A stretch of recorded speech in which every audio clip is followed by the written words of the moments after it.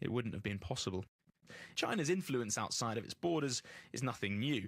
Chinese people have been travelling, trading, working and settling around Asia for centuries. But this is different. China wants to build something new. They want to build a supply chain, a Chinese network across Southeast Asia. Breakfast in China, lunch in Laos, maybe one day, dinner in Singapore. That was Nick Marsh, and that's all for this edition of the programme. I'm Pascal Harter. The producer was Polly Hope. We'll be back again next weekend with more of the real lives behind the news headlines here on the BBC World Service. That was the BBC programme from our own correspondent. I'm Saroja Coelho, your new overnight. Good morning, Manitoba, and hello, Winnipeg. I'm Mercy Marcusa. This is Information Radio, and thanks so much for joining us on this Monday morning, Earth Day, April 22nd. Appreciate having you along. 3 minutes to 6 o'clock, and the show's on air till 8:37 this morning, and it's your morning show, as mentioned. Who else is here with us? Well, Corey Funk, who's going to be covering weather traffic and directing the program this morning. Hi, Corey. Good morning, Dylan Longhurst, filling in for Abby behind the controls today, our producer, technical producer on the show. Good morning, Brad Lillies, who's also behind the glass this morning on the program. And Heather Wells is here, too. Not sure, Heather, I can't quite see that far down Portage Ave this morning to see if there's still any hockey fans wandering around, but wow, what a party last night, eh? A bit of a hockey storm covering downtown Winnipeg, that whiteout street party. Go, Jets, go! Go, Jets, go! Winnipeg Jets fans covering downtown Winnipeg with white in Game 1 of the opening playoff series against the Colorado Avalanche. And Marcy, what a wild game. Wow. 13 goals. 6 goals in the first period. And in the end, the Jets did take Game 1. 7-6 was the final. So we'll be hearing all about that coming up through the morning. And it wasn't the only big crowd downtown last night. Hundreds of dancers at the Forks in an Earth Day flash mob to bring awareness to climate change on this Earth Day. So I'll be back with those stories and more coming up in our first local newscast at 6:30. All right. Thanks, Heather. You're welcome. Well, for Jets coverage this morning on the program, we're going to be at 7:40 inviting back a guest. They are a young man, well, really, little boy, loves hockey and wants to be an analyst, and he's coming in with his whiteboard because he's all about the stats. He keeps track of goals and penalties, and we'll find out what he thought of the game last night. There were only, I think, 2 or 3 power plays or something in the end, so what a game to watch. He keeps track of goals. He would have been busy. So that's coming up at 7:40 this morning. We'll talk to him. Also, speaking of Earth Day for one sagging youth is every day for him. He's running across Canada to raise awareness about the 8th fire prophecy. So we're going to touch base with him. Right now he is in Newfoundland, so stay tuned for that conversation. And local leaders in the arm of St. Laurent on the east shore of Lake Manitoba are worried about the risk of wildfires, especially since a huge marsh fire recently. So we'll have a special report. Today on Q with Tom Power. I don't like Los Angeles. It doesn't make me a hipster. There was a time when Jay Baruchel seemed to be in every movie. This Is the End, Tropic Thunder, Knocked Up. Jay will tell you about the day he jumped off the Hollywood hamster wheel, why he's proud working in Canada, and how patriotism feels different when you've lived through the Quebec referendum. That's coming up on Q, followed by Commotion with Elamine Abdel Mahmoud on CBC Radio 1, the CBC Listen app, and everywhere you get your podcasts. This is World Report. Good morning. I'm Helen Mann. Opening arguments are set to begin this morning in Donald Trump's first criminal case to go to trial. The former U.S. president is accused of trying to cover up payments made to an adult film star to ensure her silence about an alleged affair. Today, the prosecution and the defense are expected to lay out their cases. Michael Zeldin is a former federal prosecutor. This is a pretty straightforward case factually, which is business fraud. Donald Trump is facing 34 charges in this case. He could serve up to 4 years on each charge. Throughout the process, the presumptive Republican presidential nominee has maintained his innocence. He has also denied having an affair with entertainer Stormy Daniels. A $95 billion U.S. military aid package is expected to be signed into law in the coming days. Congress approved the package over the weekend. It includes money for Ukraine and Israel. Getting it through the House was no small feat after months of delays and negotiations. And still, many within the Republican Party are not happy. The CBC's Richard Madden joins me now from Washington. Richard, there are renewed calls from within the Republican caucus for House Speaker Mike Johnson to resign. What can you tell us? Yeah, the threats are growing louder from within. Some hardline Republicans want to oust the Speaker from his leadership role after the House approved that foreign aid package on Saturday. Democrats helped get it across the finish line, and more Republicans voted against it than for it. This has angered some far-right Republicans who are following the lead of presumptive presidential nominee Donald Trump, who objects to any aid for Ukraine. They say Speaker Johnson has betrayed his party's base. Far-right Republican Marjorie Taylor Greene has already filed a motion to force the Speaker to vacate his position, but hasn't moved on it yet. She told Fox News, the Speaker's done for. Take a listen. We're going to fight in Congress to do everything we can to stop this type of uniparty leadership. Mike Johnson's speakership is over. He needs to do the right thing to resign and allow us to move forward in a controlled process. If he doesn't do so, he will be vacated. Now, Speaker Johnson says he won't resign. And remember, House Republicans hold a razor-thin majority, so the Speaker would need to rely on a handful of Democrats to save his job. So when it comes to the aid package itself, what is next in the process? Yeah, so this all now heads to the Senate, where it could hit the floor for a vote as early as today. This would unlock some $95 billion worth in foreign aid to Ukraine, Israel, and Taiwan, and it's expected to pass and then signed by President Joe Biden later this week. Richard, thank you. Thanks. The CBC's Richard Madden in Washington. Israel's chief of military intelligence has resigned for failing to prevent the October 7th Hamas attacks. Major General Laurent is the first senior figure to step down over the attack. On October 7th, militants blasted through Israel's border defenses. They attacked and killed 1,200 people, mostly civilians, and took nearly 250 hostages into Gaza. Haliva says he is to blame for not preventing the assault. In the coming days, the U.S. government is expected to sanction an Israeli military unit accused of violent crimes against Palestinians in the occupied West Bank. The Netza Yehuda Battalion is made up of ultra-Orthodox Israelis. Its members are accused of being responsible for the death of an 80-year-old American-Palestinian man in 2022. This would be the first time an entire Israeli military unit has been sanctioned. As Chris Brown reports, the move comes during a wave of settler attacks in the West Bank. The mob of Jewish settlers that rampaged through the Palestinian village of Al-Mukhayir just over a week ago burned homes and vehicles and fired their guns at Palestinians who resisted. You can see how blood spilled all over the place, Abdel Latif Abdoualia told us. His 25-year-old cousin Jihad was shot in the head on the roof of his house, and he bled to death in front of him. Abu Alia says Israeli soldiers were present but didn't stop the rampage. This past weekend, other Palestinian villages were attacked, and a Palestinian ambulance driver who came to rescue victims was killed. This is not a problem of a few bad apples. When we're talking about settler violence, we're talking about state-sanctioned, state-backed settler violence. Omar Shakir is with Human Rights Watch. If you want to solve the problem, you have to go after the government that's responsible for allowing this to happen. The anticipated move by the U.S. to sanction an Israeli military unit that until recently served in the West Bank relates to events that happened more than a year ago. But Human Rights Watch says the recent shift in attitude by Israel's Western allies to impose punitive measures is an important step. Prime Minister Benjamin Netanyahu says he will fight any move to punish Israel's military units. And as for the rampage in Al-Mukhayir, it was initially triggered by the death of an Israeli teenager in what its military called an act of terrorism. Overnight, it was announced a Palestinian man has been arrested and after an interrogation, implicated himself. Chris Brown, CBC News, Jerusalem. In Alberta, First Nations patients are more likely to leave the emergency department without completing treatment than non-First Nations patients. A new study in the Canadian Medical Association Journal has been investigating why. Tashana Reid has more. In an ideal system, we wouldn't have people having poorer outcomes based on who they are. Racism, stereotyping, and discrimination.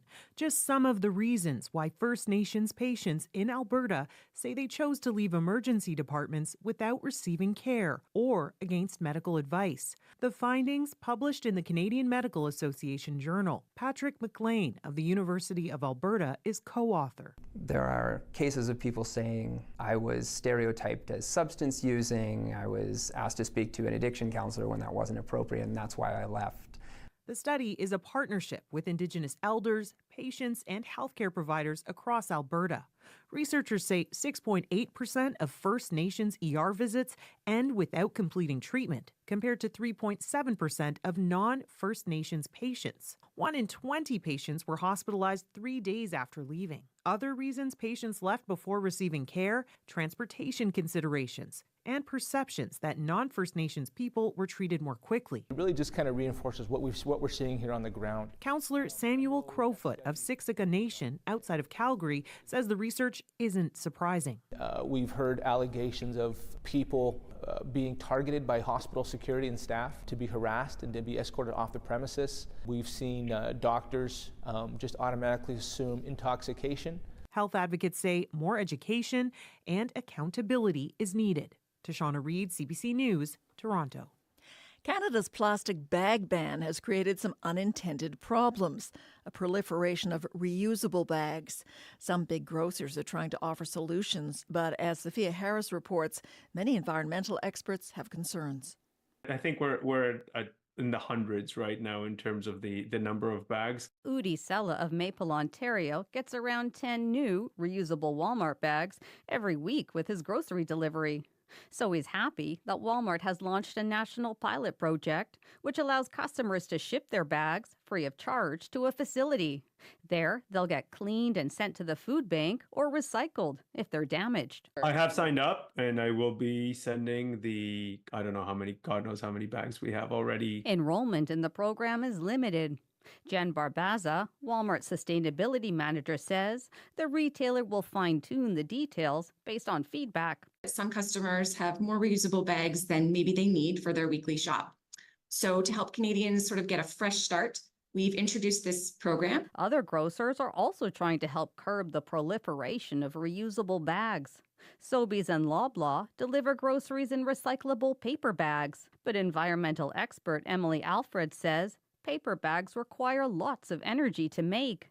And in Walmart's case, she believes the retailer should get customers to reuse their bags rather than send them to the food bank. We need to remove waste from the system entirely. And just sending these somewhere else for someone else to deal with is not really a solution. Walmart says bags sent to the food bank will get reused. Loblaw says it continues to explore a variety of more sustainable solutions. Sophia Harris, CBC News, Toronto. After more than 5 decades in the music industry, Cher is being inducted into the Rock and Roll Hall of Fame.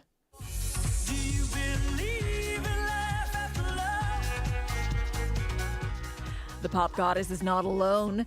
The diverse mix of inductees includes Foreigner, Kool and the Gang, Mary J. Blige, and Peter Frampton.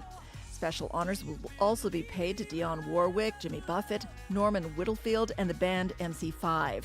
They're all recipients of the Musical Excellence Award. The Rock and Roll Hall of Fame induction ceremony takes place on Sunday, October 19th. And that's the national and international news from World Report. I'm Helen Mann.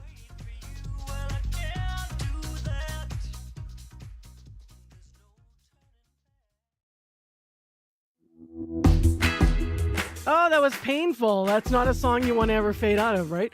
Good morning, everyone. I'm Marcy Marcusa. This is Information Radio. We're live in downtown Winnipeg on CBC.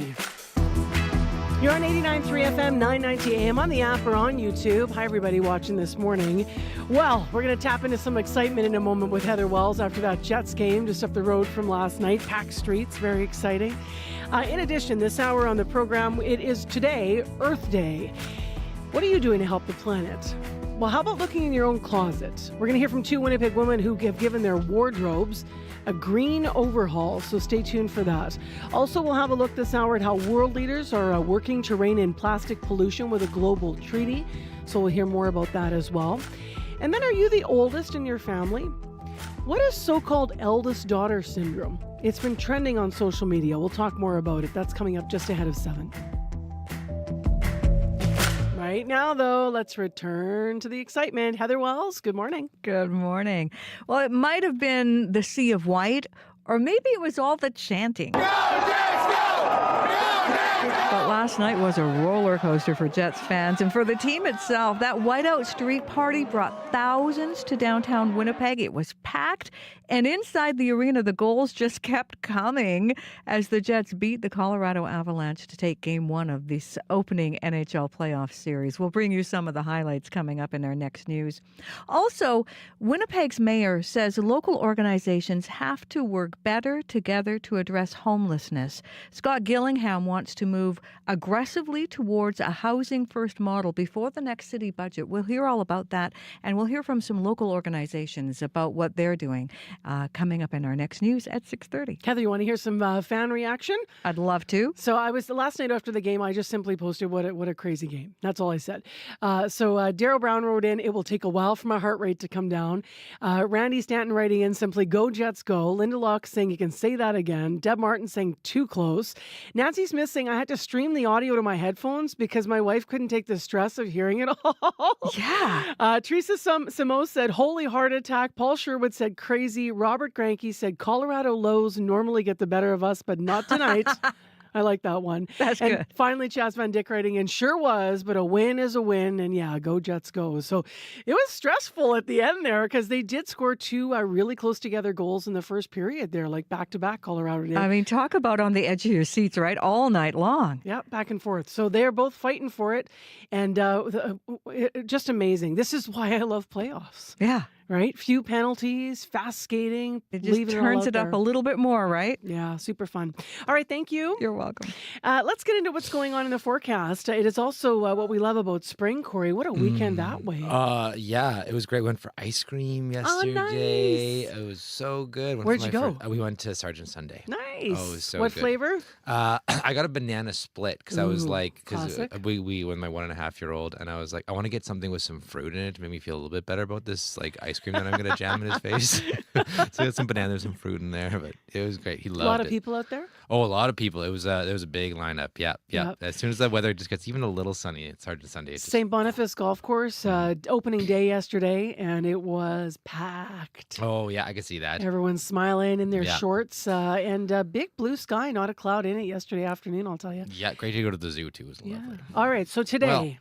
Yes, today and this kind of spring, even almost summer-like weather is well on the way. 7 degrees right now at the Forks, heading for a high of 17 today. And there's actually this late afternoon a bit of a chance of thunderstorms here in southern Manitoba. Not a big chance, but there is still a risk of a thunderstorm. 30% chance of showers late this afternoon here in Winnipeg. And then that risk of a thunderstorm is going to come later this afternoon. Wind south 20 kilometers an hour, becoming west 20, gusting to 40 this morning. But 17 is our high today, dropping to 1 degree tonight. I'll have more of a regional forecast for you later, but it's a bit of a risk of a thunderstorm throughout southern Manitoba late this afternoon. But if you see something else going on, give me, I guess I moved right to traffic. I'm so used to doing traffic as well. There's not much going on in traffic on the commute. Bike ride in was lovely this morning. But if you see something else going on there as well, give me a call on the CBC commuter line, 204-788-3093.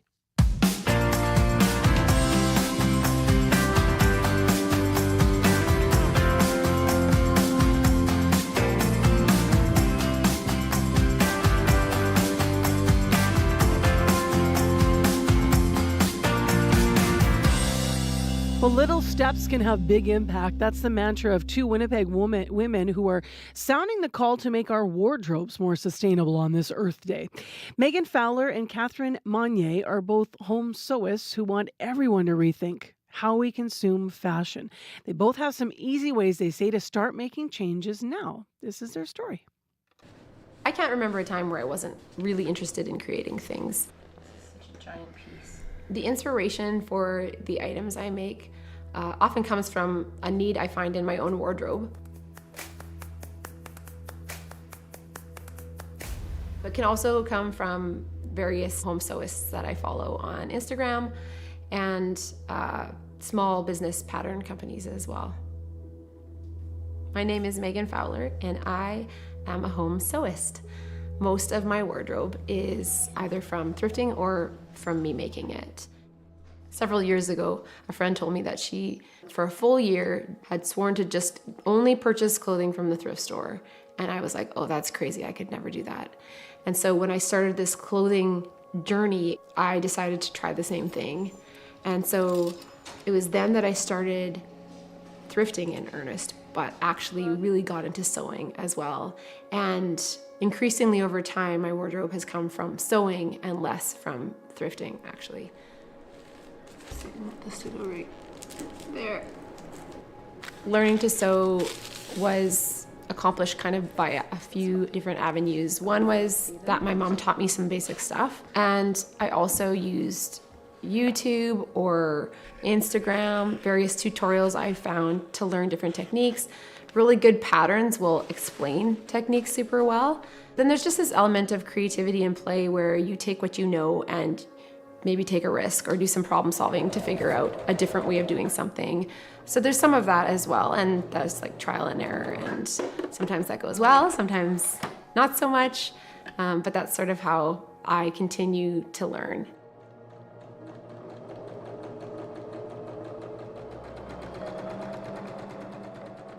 There are many different ways that you can be more sustainable with your clothing. Obviously, not everyone's gonna sew their own clothes, and that's totally fine. There's lots of things that the average person can do to be more sustainable in their shopping habits or other consumptions. As we look forward to textile recycling, blended fibers are very difficult to recycle, and it's much easier if it's single fiber. If you're buying a t-shirt, could it be 100% cotton? Could you look for that on the label instead of something that's blended? If you wanted to pick up a needle and thread, you could start mending your own clothes.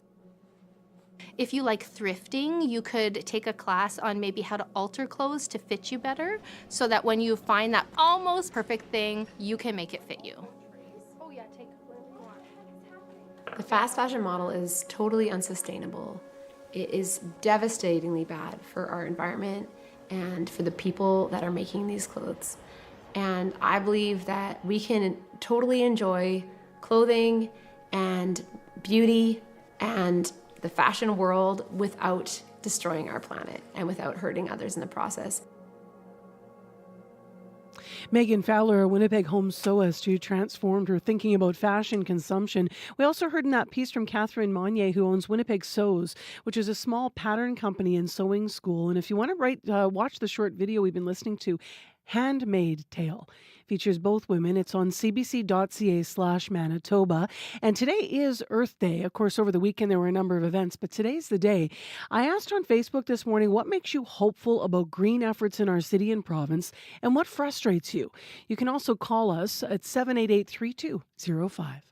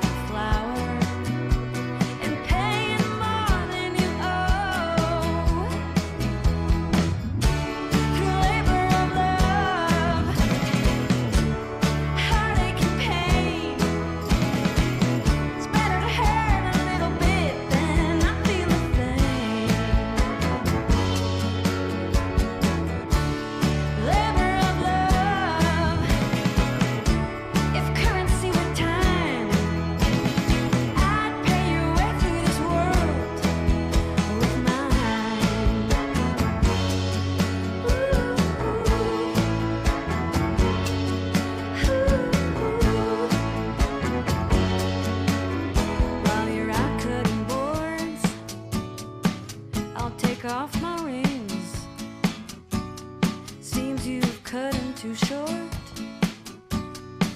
I've seen you do worse things. The least I can do is make some bread.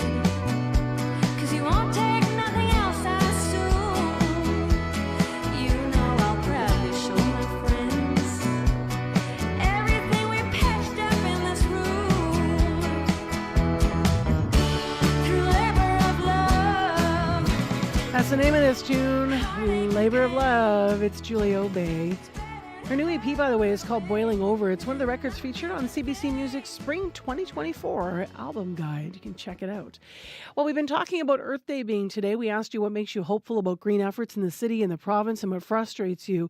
Judith Whitmore is up early and said, I want to hear more from Wab Canoe about his plan for the carbon tax if he were to opt out of the federal plan. The passion that many younger people have for the environment is the part that gives me hope. So let's continue talking about politics and leaders in Earth Day. It is a time to consider our planet and pressing environmental issues. And our next conversation is about plastic pollution specifically and the impact of plastics on nature, on land, and in our seas. Scientists are also worried that we're only beginning to understand the effects of plastics on human health. So this week, leaders from all around the world are gathering in Ottawa. They're negotiating a United Nations global treaty on plastics pollution. To learn more, Karen Wersig is with us, Senior Program Manager for Plastics at Environmental Defence. Good morning. Good morning. What's the significance of Canada hosting this conference? Today is Earth Day. Well, we're excited that all the world is coming to Canada and to Ottawa for these talks because it does help generate more energy and awareness at home about the need to control plastic pollution in a coordinated way worldwide and really across Canada. When we're talking about plastic pollution, can you talk more about, what we're talking about? Some people might be wondering, are all plastics now considered pollution? Well, the great thing about these talks globally is that we've shifted the conversation from just talking about litter to talking about, and plastic litter in particular, to talking about the full life cycle of plastics. As you may know, plastics are made from oil and gas. So pollution starts right at the moment we're extracting, which is a very dirty process, extracting oil and gas from the ground, transporting it, refining it, and turning it into plastic pellets. All of this is very energy intensive, and also, which means that we're emitting greenhouse gases by doing it, and emits other types of air and water pollution, especially for the communities that live next to these facilities. So there's that. And then once a plastic product is made, we're using it, it's shedding microplastics, it's probably shedding chemicals that are, the additives that are needed to make plastic functional, because plastics really are a big chemical soup.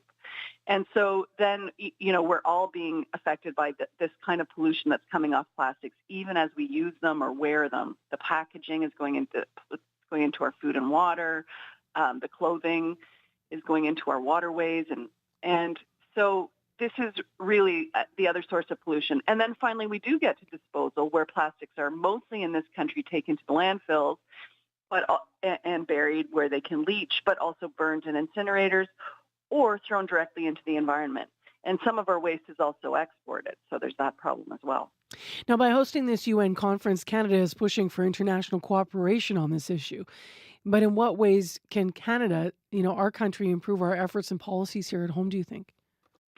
Well, we produced more plastic, or Canadian companies produce more plastic than is used in Canada. So that means we're exporting, production plastics to other countries where it's also turned into single-use waste and thrown away. And so what we're saying is we need to rein in that production here at home, but there also needs to be a global framework to rein in production around the world, and then reduce consumption and use of plastics, obviously, and starting with targeting the most problematic types of products, like unnecessary and harmful single-use products, as we started to do here in Canada, but also chemical additives that are known to be the most harmful to human health. We need to weed those out immediately, and then work on real, sustainable, affordable, accessible alternatives like reuse and refill systems to replace single-use packaging. When you think about big industry, I'm thinking about the average Canadian going to the grocery store. It's really hard to get away from plastic. So what are the big things you'd like to see change there? Well, we do need to see rules that require less single-use plastic packaging, and especially the stuff that really is not necessary. None of us asked for it. We just feels like every time we go to the grocery store, there's more and more stuff wrapped around our food, for example. That we need to see, food and retail companies stepping back from that kind of use of plastic and really contributing to systems that allow for reuse and refill of their packaging when it's necessary. Beverages are a good example. You can't buy beverages in bulk. You need to buy them in a container. That container, we should be able to bring it back to the store. It should be washed out and refilled the way we do with beer bottles already in this country. What overall are you hoping to see come out of this conference? Well, I think we need to see real progress at the talks in Ottawa. There is only one more session of talks scheduled this year, and that's in South Korea at the end of 2024. And the hope by then is to have an agreement in principle that can be confirmed in 2025. But we're far from that at the moment. So we need to see momentum here in Ottawa. And my sense is the quickest thing we can get momentum on is deciding there are certain products that we just don't want to see in the world anymore, and there are certain types of chemicals we don't need in plastics or generally at all. So we can start phasing out and have agreements on phasing out some of the worst products and chemicals right away, and then build a framework so that we're reducing production of plastics over time. Thank you very much, Karen, for being with us. You're very welcome. Good to be here. Happy Earth Day. Karen Wersick is the Senior Program Manager for Plastics and Environmental Defense.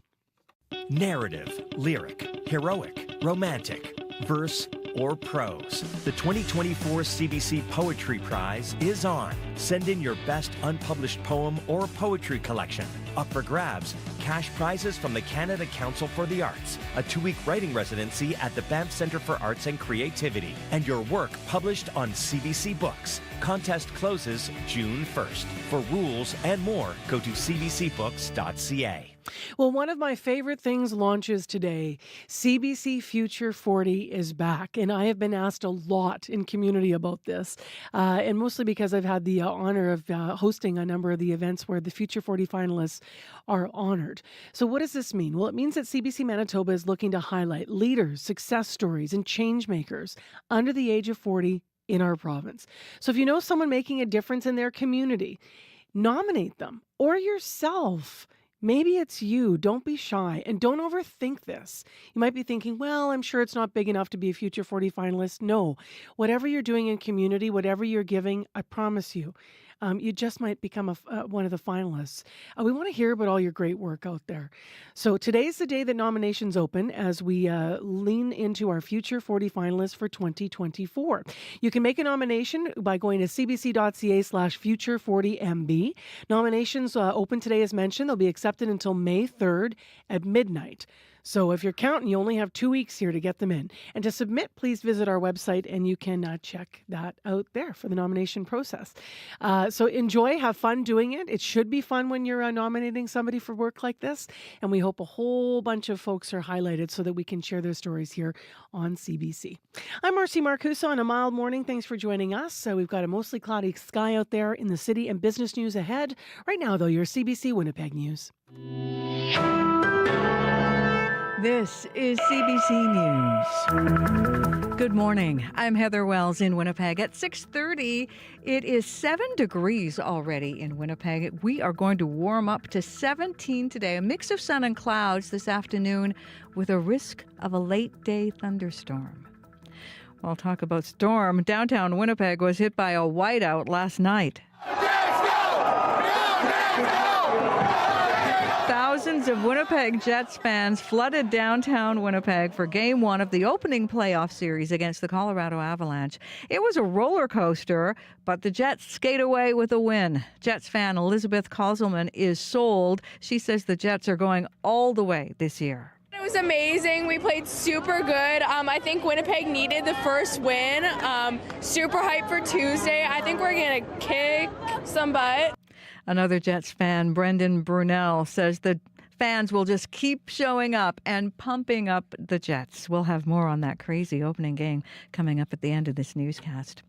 Community organizations say Winnipeg cannot replicate the City of Houston's approach to fight homelessness because there just isn't enough housing. Mayor Scott Gillingham wants to move aggressively towards a housing first model before the next city budget. That is the strategy Houston, Texas used to massively cut its homelessness rate. But Salome Mission CEO Tessa Blakey-Whitecloud says many Winnipeg organizations are already housing first. We have housing first. We don't have the housing. It's easy math. Like, this is why this is happening. Housing is the real answer and the real solution to homelessness. And housing first is how we get people into the housing and support them to thrive there. But the housing supply is not there to make it meaningful. The model is based on hundreds of organizations working under the same plan to offer housing and services. Mayor Gillingham says any approach must be adapted to the city's needs. A 27-year-old man is dead after being shot by police during an incident at a First Nation community on Saturday. RCMP say they got a call for help from the Manitoba First Nation Police Service in Sandy Bay, Ojibwe First Nation, about a disturbance at a home that involved a weapon. Police say they found the suspect with multiple weapons in an open area in the community. RCMP say there was an encounter. An officer fired his weapon and hit the suspect. The Manitoba RCMP Major Crimes Unit is now investigating. The Independent Investigation Unit of Manitoba has also launched its own investigation. Well, on this Earth Day, a small Manitoba fire department worries it won't be able to handle the challenges of climate change. The St. Laurent Fire Department says it needs more support to mitigate the risks of hotter, drier fire seasons. CBC's Emily Brass reports. A huge chunk of marshland is charred after a wildfire spread earlier this month through the Twin Lakes area of St. Laurent. Flames came within 150 meters of houses. A big blaze so soon in the spring is stoking fears of global warming. Climate change it's hitting us already, and it's probably only going to get worse based on what we're hearing. Fire Chief Chad Malfait says wildfires are tough to control in the RM. With its vast pasture and brushlands, there aren't many roads to make fire breaks. When strong lakeshore winds blow, flames could jump the road into tightly packed houses, a risk made worse when vegetation is tinder dry. So the marshes are actually probably our most challenging because we can't get in there. Trucks can't get in there. You basically have to let it burn or call in aerial support from like water bombers. The fire department is also short-staffed and needs a new fire engine. Malfait worries the municipality isn't ready for the new disasters climate change will bring. The RM is looking for provincial and federal support to buy a new fire truck, but still hasn't found a program for which it qualifies. Emily Brass, CBC News, St. Laurent, Manitoba. Well, back in Winnipeg, it was an Earth Day flash mob. Hundreds of dancers at the Forks last night, part of an Earth Day flash mob and showcase presented by Climate Change Connection, all to bring awareness of climate change. Sean Cantos is a grade 12 student. We just take Earth way too much for granted. I feel like we don't realize how important Earth is to us, and I feel like this is a nice day to just appreciate Earth and appreciate the planet we're living on. The Ivan Flett Memorial Dancers, Inca Warriors Dance Group, and Winnipeg Bangra were among the more than 250 performers for the Earth Day showcase. Well, it was a wild Game 1 of the opening series of the NHL playoffs. Lowry in, Dangle, shot, post, post, it hit 3 posts. The left post, the right post, and back to the left. Adam Lowry in the third period on ESPN. And that sound, that's how crazy the game was, start to finish pretty much. Lowry scoring twice, as did Kyle Connor, to help lift the Jets to a 7-6 win over the Colorado Avalanche. Jets coach Rick Bowness says they'll take the win, but there is plenty to clean up. It wasn't exactly how we drew it up, but if that's the way it goes, that's the way it goes. Our top guys... their top guys took over, our top guys took over. It wasn't, it was just the type of game that it evolved into, and then you play it out, and, we found a way to get the win, so we'll take it. So the Jets do take Game 1. Game 2 goes tomorrow night, right here in downtown Winnipeg for another whiteout. You can find more news, including some of those images of the whiteout and the game results. Just head to cbc.ca/Manitoba. It was more like tennis than hockey. It was crazy. It was Yeah, like, back I'll and score, forth, you yeah. score. Take that. It was wild. Stressful. Yeah. A little bit exciting. Only because we won. Yes. Yeah. All right. Thank you, Heather. You're welcome. People posted too. I always do like how people dress up and represent and have a good time. Why not just have a good time, right? If you want to see some of those pictures, I asked people to post costumes. So there's a bit of a thread on my Facebook page, Marcy Marcusa online. 6:36 a.m. Let's turn our attention to the regional forecast and traffic with Corey Funk. Yes, I would say it was also like tennis last night because I don't know about you, but you know that rule about like don't go close to the TV because your eyes will turn square when you're a kid. I was right up against it because remember that one goal from Lowry where it was like just over the line. They're just but talking about it in the news. Bing, bing, bing off the bars. It took forever, and it was there was me and like all of us just like squinting right up against the screen, being like, and oh, there it is, it's a goal, it's a goal. Yeah, it was wild, very tennis-like behavior. It was just bizarre. Yeah, crazy game. Crazy game. Well, we are continuing some kind of more spring-like behavior out there in Manitoba. 7 degrees right now at the Forks, heading for a high of 17 degrees with the risk of thunder showers pretty much right across southern Manitoba late this afternoon. Turning to Brandon right now, you're sitting at 5 degrees, heading for a high of 15.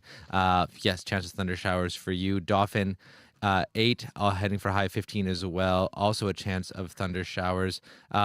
In Thompson, -7, heading for a high today of 9, and sunny weather for you out there today. Also turning to the commute right now, overall a pretty good bike ride in overall. Highways are looking fairly clear as well. And in terms of just overall commute, seems like you're in for a pretty good ride overall. But if you see something out there and you'd like to tell me about it, give me a call on that CBC commuter line. That number 204-788-3093. All right. Thank you, Corey. Thank you. Well, we may be having some technical challenges with Crystalie Ramlakan, who is here with our business report. And I'm not sure if you can hear me, Crystalie. Marcy, can you hear me? There you are. Yeah, I think we've got some doubling. I'm just going to check with our technician. To the control room? Okay, we are having some problems here. Hi, Dylan. I'm wondering whether or not we can... There we go. So now we can hear me. Crystalie, you can hear me? And now we can't hear. Crystalie, I think you're on mute. And there we go. Can you hear me? Can you hear me? Can you hear me? Can you hear me? No, we're having problems this morning. Do you know what? That's okay. We can see you, and we're going to get off the line here for the off the radio, and we will reach out to you off air, and we'll get you back up, maybe by phone. Sound good? All right. I got the thumbs up from Crystalie on Zoom here. So I'm just going to get out of that. So technical issues. Everyone has been in that meeting where there's technical issues. Apologies for that. We'll get her back on the line here. So we've been talking about Earth Day. Just a reminder that we have that up there for you on Facebook if you want to check it out. But we have a whole bunch of things going on right now where we're asking for your interaction, and you are obliging. I want to read an entry for our book contest. So this week, April 23rd, is World Book Day. So we've been asking you to tell us about a book that you've enjoyed, a biography, a literary classic, a mystery, whatever it was. We have these huge baskets of books to give away. They're courtesy of Share the Magic Book Program. It's a not-for-profit organization that collects new and gently used books. So one of the baskets is Manitoba authors. The other basket is sports books. So we have an entry this morning to read from Joyce Finley. Joyce wrote in, I would love to win one of the baskets. My preference would be the hockey basket, but I would love the basket celebrating Manitoba writers of fiction and nonfiction as well. The special book that I have read is called Fallen Creed by Alex Cava. I love all of Alex's books, which focus on canine handler Ryder Creed and his scent dog, Grace, a little Jack Russell Terrier who helps find missing people or working recovery for the FBI and other interested parties. So thanks for writing in, Joyce. Love your entry. And Joyce, it's that simple. Joyce has entered. So tell us about a special book you've read. Let us know which book bundle you're hoping to win. You still have a chance here because tomorrow is World Book Day.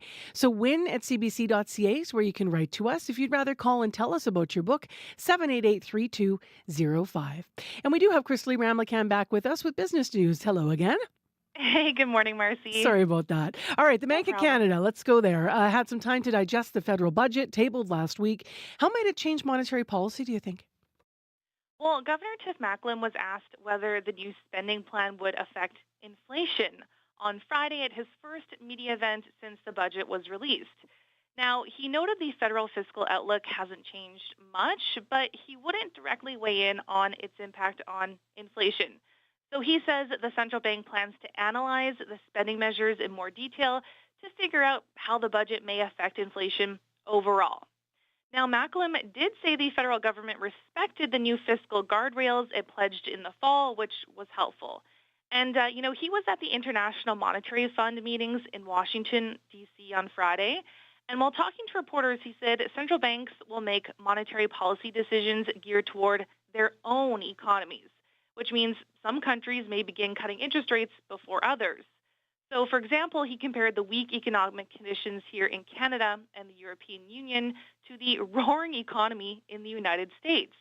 Economists increasingly expect Canada to begin cutting interest rates before the U.S. makes a move, and the robust economy south of the border and sticky inflation are delaying expectations for rate cuts from the Federal Reserve. Meanwhile, here in Canada, economists expect the bank to begin lowering its key policy rate in June or July. Let's move to the retail sector and business news this morning. You have some news on job losses at a popular athletic brand. Yeah, so Lululemon is cutting more than 100 jobs as it plans to close a distribution center in Washington state. The company says that some employees will be retrained and relocated to other facilities, but that positions will be eliminated because of this closure. The clothing maker says it decided to close the smaller distribution center as part of a regular evaluation of its network. But it says its overall fulfillment strategy includes a multi-year investment to increase its capacity and support growth. And it says some of the employees could be moved to jobs at its recently opened distribution center in the greater Los Angeles area, although, those two locations are fairly far apart. But the company says it is committed to supporting impacted employees through the transition. And finally, before we look at markets, changes are potentially coming to another Canadian company as well, right? Yes, so the Body Shop Canada is exploring a sale as it struggles to get enough inventory right now to keep up with robust sales after it announced it would file for creditor protection and close 33 stores. In a recent court filing, the head of the retailer's Canadian operation says he has seen a sufficient level of interest from parties to believe the company should pursue a sale, but he hasn't named who. Now, this is just the latest chapter for the struggling retailer that's been in Canada since 1980. Earlier this year, its parent company filed for a form of creditor protection in the UK. Now, it's unclear, though, whether the parent company would support a sale or try to preserve the Canadian operations. The head of Canadian operations has previously alleged the parent company stripped the Canadian arm of millions of dollars and pushed it into debt, which forced it to file for that creditor protection. So, Marcy, these businesses are actually tightly intertwined through a cash pooling arrangement where funds were regularly sent to the parent company who took care of the Canadian arm's rent and payroll.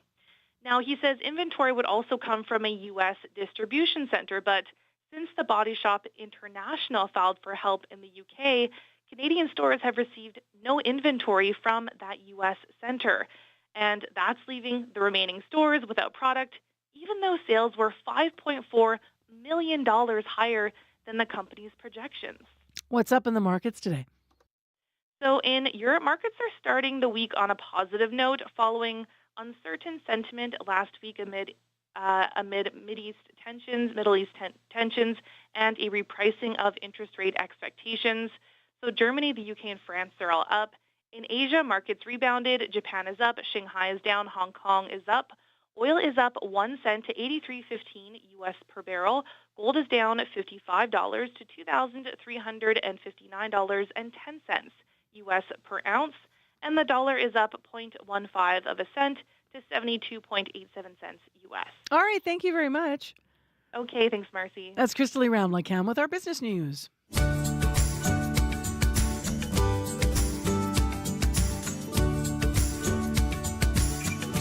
6:45 a.m. on 89.3. I'm Marcy Marcusa. Thanks for joining us this morning.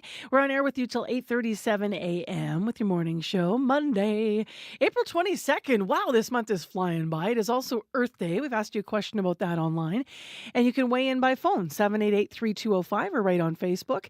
What makes you hopeful about green efforts in the city and province, and what frustrates you? That's what we'd like to hear about this morning. Well, next we've got music. World Report gave us the excuse to play Cher, and we're going to lean right into it. October 19th, there'll be an official ceremony, but the latest to be inducted into the Rock and Roll Hall of Fame have been announced, and Cher is among them. Also, Mary J. Blige, Foreigner, A Tribe Called Quest, Kool and the Gang, and Ozzy Osbourne. Now, what's just as interesting is who didn't make the list. So they were nominated but didn't make it in. This just shows how tough it is to get into the Rock and Roll Hall of Fame. Mariah Carey, Lenny Kravitz, and the late Sinead O'Connor not making it in. But Cher did. Here she is with a classic. Feel free to do the karaoke with your coffee. No judgment here.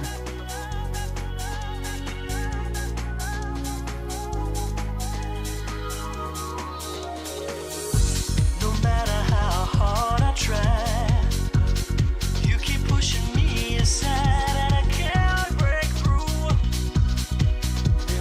Talking to you, it's so sad that you're leaving. It takes time to believe it, but after all is said and done, you're gonna be the lonely one. Oh, do you believe in life after love? I can feel something inside me say, I really don't strong enough now. Do you believe in life after love? I can feel something inside me say, I really don't think you're strong enough now. What am I supposed to do? Sit around and wait for you? Well, I can't do that. There's no turning back. I need time to move on. I need love to feel strong. 'Cause I've had time to think it through. And maybe I'm too good for you. Oh, do you believe in life after love? I can feel something inside me say, I really don't think you're strong enough now. Do you believe in life after love? I can feel something inside me say, I really don't think you're strong enough now. Well, I know that I'll get through this, 'cause I know that I am strong. And I don't need you anymore.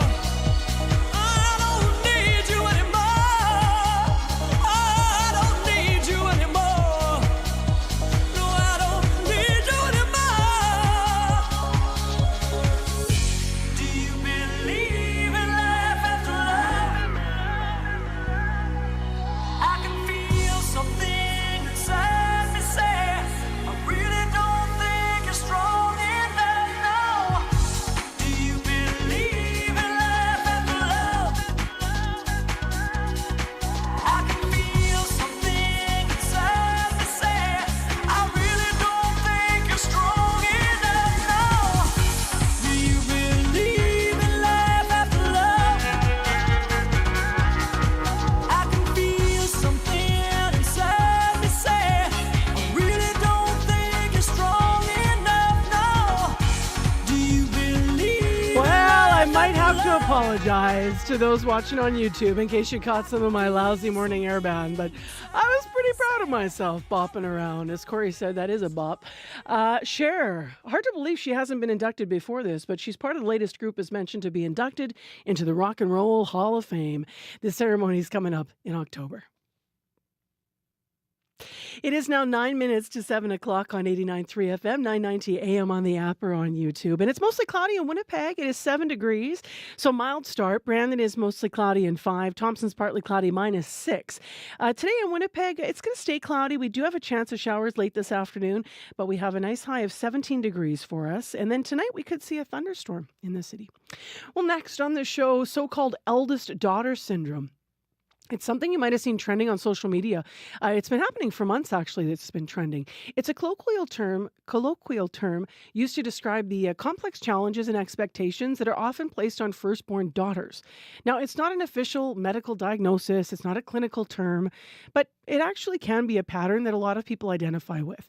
Kelly Boss is here to talk about it, psychotherapist and registered social worker. Good morning. Good morning. How do you explain it, eldest daughter syndrome? Yeah, well, what it's about is basically the firstborn daughter feeling that she's had more caregiving responsibilities or household chores or even sort of emotional labor in the family compared to her siblings. And this has shaped her, like how she feels about herself, her relationships, and her behavior. So it's kind of that idea that people are looking at this and they're seeing themselves as eldest siblings in some of the description. As I mentioned, this is not a medical diagnosis or a clinical term, but how's it resonating with people?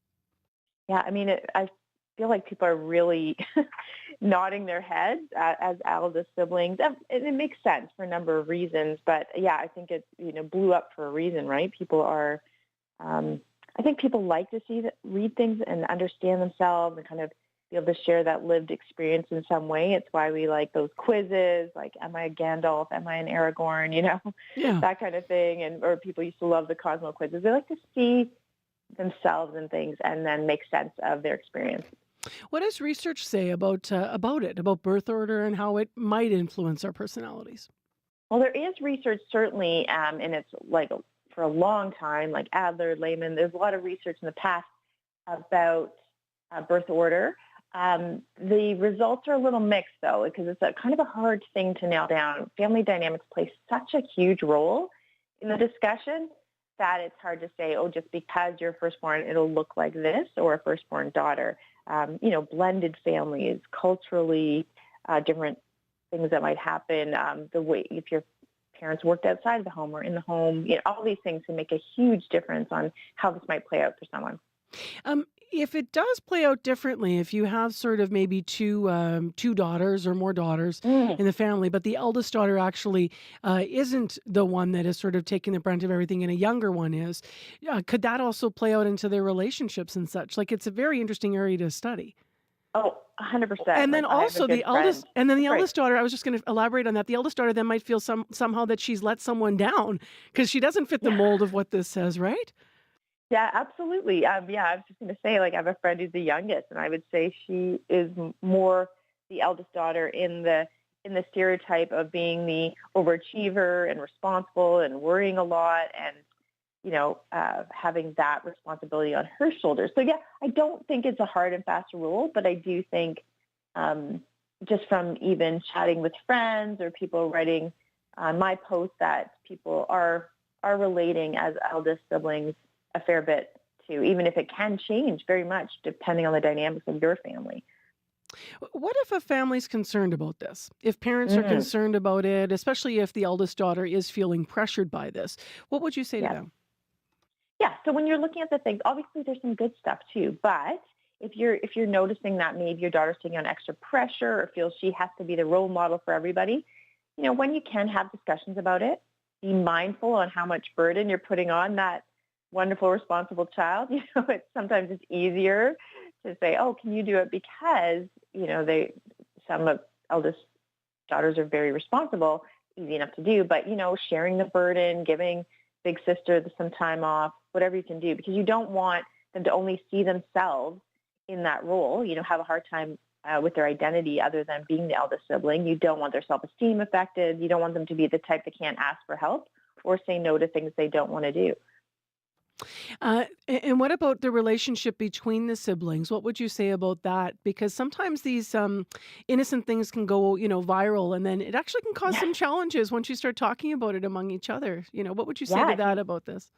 if you deep dive into the viral, you're seeing people that like, I resent my siblings or I resented my family for this. Again, I remember watching one person say, give your eldest sibling a hug. So maybe, or eldest sister a hug. So maybe there's a start there. But certainly being able to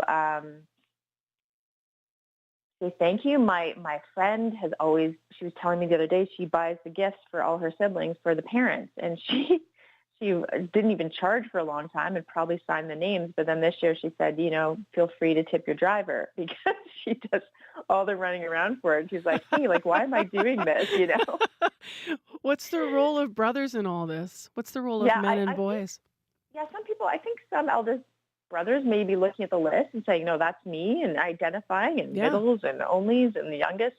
There's, certainly stuff across the board. But I think that they might identify as well. The difference being, or maybe why it's so popular right now, is some of that sex typing that happens with pink and blue jobs, and maybe in the home, the eldest daughter having more responsibility with caretaking or parentification or domestic chores. Not always, right? But certainly that's some of what's coming up, and that can be a big thing culturally as well. But I think boys are going to relate to this too. Thanks for the conversation, Kelly. Appreciate your time. Yeah, my pleasure. Thanks for having me on. Kelly Boss is a psychotherapist and a registered social worker talking about eldest daughter syndrome. I wonder if any of this is ringing true for your house.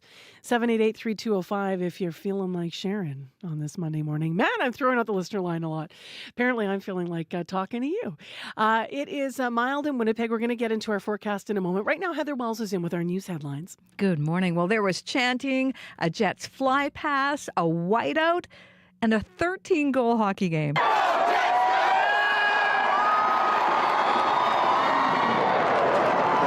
Thousands filled downtown Winnipeg, and you can hear in the sky 2 CF-18s over downtown Winnipeg as the Jets face the Colorado Avalanche in Game 1 of the opening series of the NHL playoffs. Winnipeg winning that high-scoring match. We'll hear all about it and the whiteout coming up in our next local news. And on this Earth Day, a small Manitoba fire department worries it won't be able to handle the challenges of climate change. The fire department St. Laurent says it needs more support to mitigate the risks of hotter, drier fire seasons. We'll hear that story as well in our next local news at 7:30. All right. Thank you, Heather. You're welcome. We also have some details on that story coming up in a report from Emily Brass. That's just before 8 o'clock this morning. In addition, on the Jets game, the playoff season might have begun, but a local kid was already ready with his marker and whiteboard throughout the season. He is keeping score during the playoffs as well. We're going to talk to him about what he noticed in the game yesterday, what his hopes are for the Jets this season, and how he got into this, keeping score of everything on the whiteboard. And Passover starts at sundown today, and Jews all over the world will be having Seder. Coming up, we'll talk to someone from the Rady Jewish Community Center about the Seder that they're hosting in our community. In Winnipeg, I mentioned it's mild. It's mostly cloudy. It's 7 degrees, and today's high 17. We do have a mix of sun and cloud this afternoon. A chance we'll have some showers late this afternoon as well. And then tonight, winds will pick up a little bit, and we've got a good chance of showers, maybe even an early evening thunderstorm. So we'll see if that develops. Traffic in the morning commute this Monday's been moving fine. If you see anything, please use the traffic line and update us. Corey's picking it up today, 788-3093. World Report's coming up next. Stay with us. It is 1 minute to 7, and you're with CBC 89.3 FM, 990 AM on the app or on YouTube. Stay with us.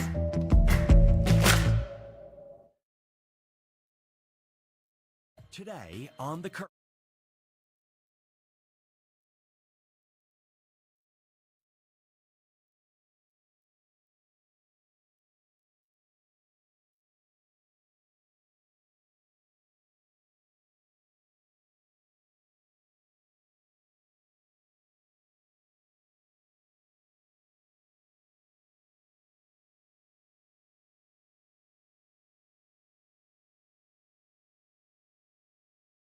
This is World Report. Good morning. I'm Helen Mann. Prosecutors and defense attorneys are expected to lay out their cases today in Donald Trump's criminal hush money trial. Trump is accused of falsifying documents in an attempt to cover up payments made to an adult film star. Prosecutors say those payments were to hide an alleged affair with actress Stormy Daniels. Joining me now from New York is reporter William Denzelo. William, what are we expecting today as this trial officially gets underway?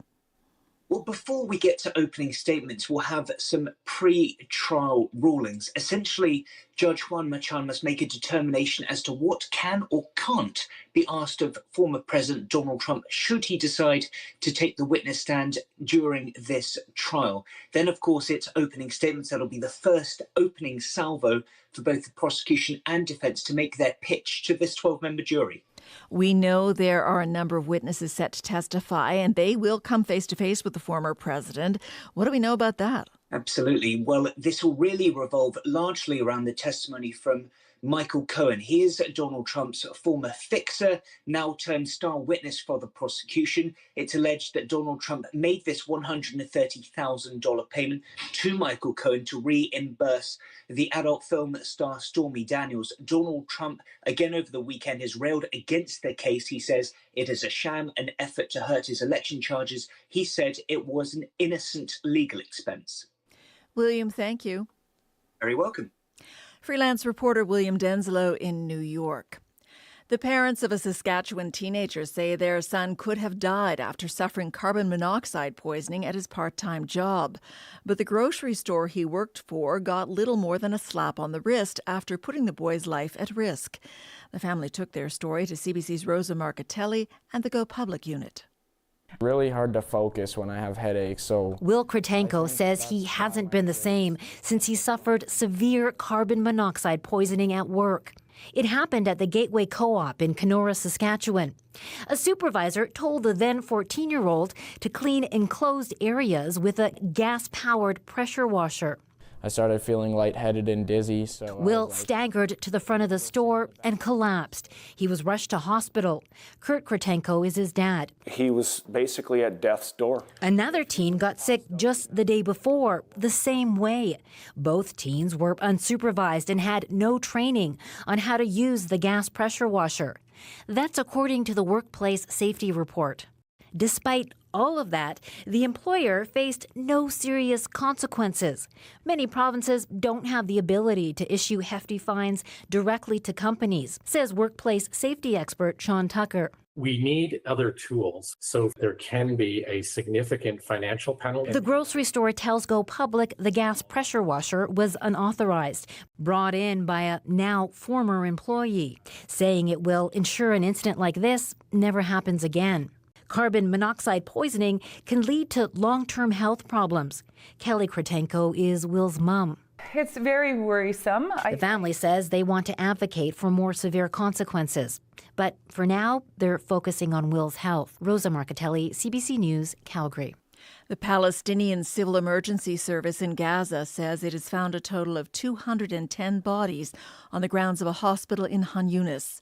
Israeli forces laid siege to Nasser Hospital in February. The emergency service has been digging bodies out from the hospital's yards since April 12th. It says the remains of 2,000 people are trapped under the rubble in Han Yunis, but there's not enough heavy machinery to remove the debris. The Israeli military has made no immediate comment. British MPs are gearing up for what could be a late night of voting. Prime Minister Rishi Sunak says it is time to pass his bill to send asylum seekers to Rwanda. Parliament will sit there tonight and vote no matter how late it goes.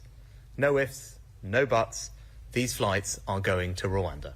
Sunak says the plan will help dismantle the criminal rings organising illegal boat crossings to Britain. But the bill is facing a lot of pushback in Parliament. Abhi Kuvadasan has the details. It'll be a long day of parliamentary ping-pong between the House of Commons and the House of Lords over a policy to send refugees to Rwanda. Lord Alex Carlisle says his peers can't back Prime Minister Rishi Sunak's policy as it is. This is something which is ill-judged, badly drafted, inappropriate, illegal in current UK and international law. Sunak's legislation limits the possibility of legal challenges by migrants. It also allows some human rights laws to be swept aside. The unelected House of Lords is asking for 2 amendments. They want a clear exemption for Afghans who worked with British troops, along with an independent committee to assess if Rwanda is safe enough for refugees. Indeed, if you look at the statistics, Kigali is arguably safer than London. Andrew Mitchell is the Deputy Foreign Secretary. I have no doubt at all about the safety of Rwanda and the efficacy of this scheme. There's strife, too, with those who back the plan, including Tory MP Suella Braverman, who says Sunak's policy doesn't go far enough. Whilst a few flights may take off, they won't be sufficient and regular enough to provide the deterrent effect that is needed to stop the boats. Braverman wants the UK to leave the European Convention on Human Rights, which stopped a flight last year. A few months later, the UK Supreme Court unanimously ruled the government's plan unlawful. But Sunak has made stopping small boats a key issue in his premiership, vowing to get this scheme passed. Abby Kwabasin, CBC News, London. Tens of thousands of Filipino and American troops are kicking off a controversial joint combat exercise. The annual Balikatan drills happen in the South China Sea. It's the first time the drills are being held outside of the Philippines' territorial waters, and they're happening at a time of heightened tensions between Manila and Beijing. Protests were held outside of today's ceremony in Manila. This man is with a left-wing activist group. We are worried that the Balikatan military exercises linked to increasing foreign military build-up will lead to an escalation of conflict in our region, instead of finding diplomatic ways on asserting peace in our region. China's Coast Guard has ramped up its defense in the South China Sea, even using water cannons to disrupt Manila's resupply missions. The U.S. has reaffirmed its commitment to defend the Philippines against any armed aggression. Fire officials in London, Ontario say no one is hurt after 5 CP rail cars caught fire while travelling through the city. It happened early this morning. London Fire says it took 28 firefighters to put out the flames. There were no dangerous goods on board at the time. Damage to the cars is estimated to be about $25,000. There's also damage to a building near the train tracks. A CBC investigation has found that firefighter response times can vary a lot based on your neighbourhood. Even within a big city like Toronto, the risk of death or injury can depend on where you live. CBC partnered with the Investigative Journalism Foundation to analyse 5 years of the city's fire data. As Sarah McMillan reports, poorer neighbourhoods had much deadlier outcomes. My whole apartment went black. Vanjie Lengis will never forget the moment in September 2021 when a wave of smoke and soot entered her apartment through her open balcony. A fire had broken out in a unit 2 floors below. At least 1 person died. Lengis was rushed to hospital and now suffers from long-term lung damage. I can't carry anything heavy. I can't walk quickly. Lengis's downtown high-rise is in Toronto Centre. That city ward has the lowest median income. And between 2018 and 2022, it also had the most deadly outcomes from residential fires, with nearly 5 times more deaths and injuries than in the city's highest income ward. Not surprising at all. Lawyer and tenant advocate Douglas Kwan points to instances of poor building maintenance and lack of working smoke detectors as factors, putting low-income tenants at greater risk. Former Surrey, BC Fire Chief Len Garris has studied the connection between neighborhood characteristics and fire outcomes. He says in Surrey, fire rates dropped by about 80% in the years after the city introduced a program to target education in at-risk neighborhoods.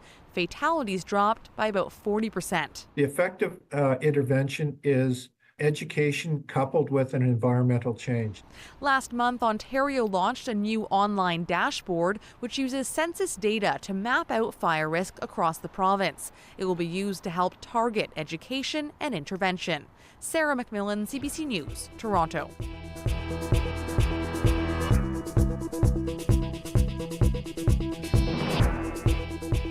That is the latest national and international news from World Report. I'm Helen Mann. This is CBC News.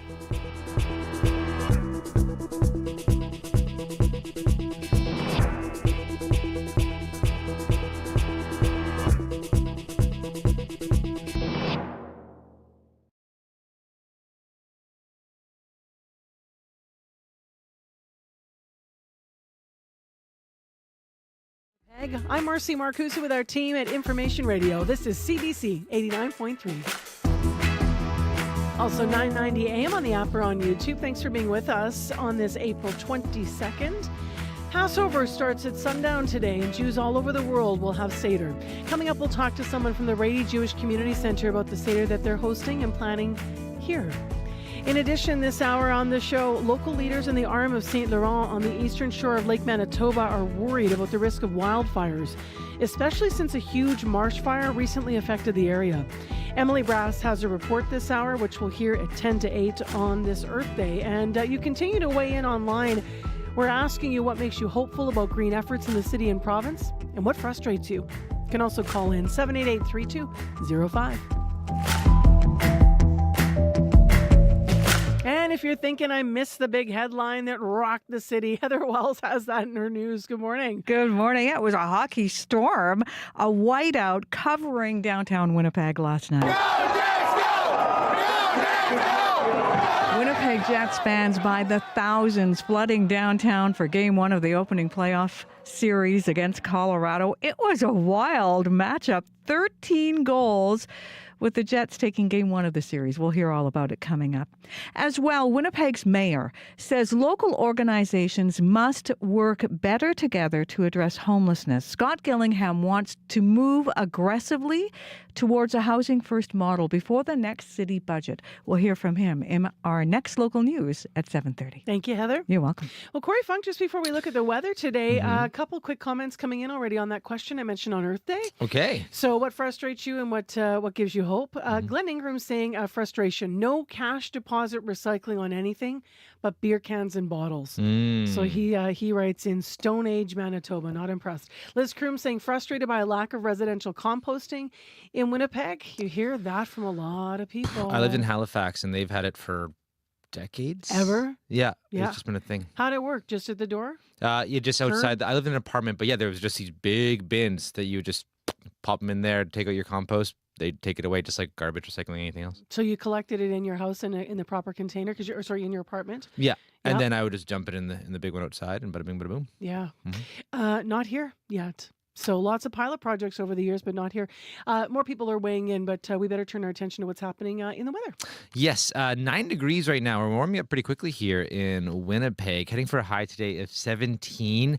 As the afternoon settles in, there is a chance of showers and even thunder showers actually throughout southern Manitoba this morning, so maybe bring your rain boots just in case. But it's about a 30% chance of showers overall this afternoon. Going to be dipping down to 1 degree overnight with a continuing kind of chance of thunder showers. And tomorrow, sunny, high of 10.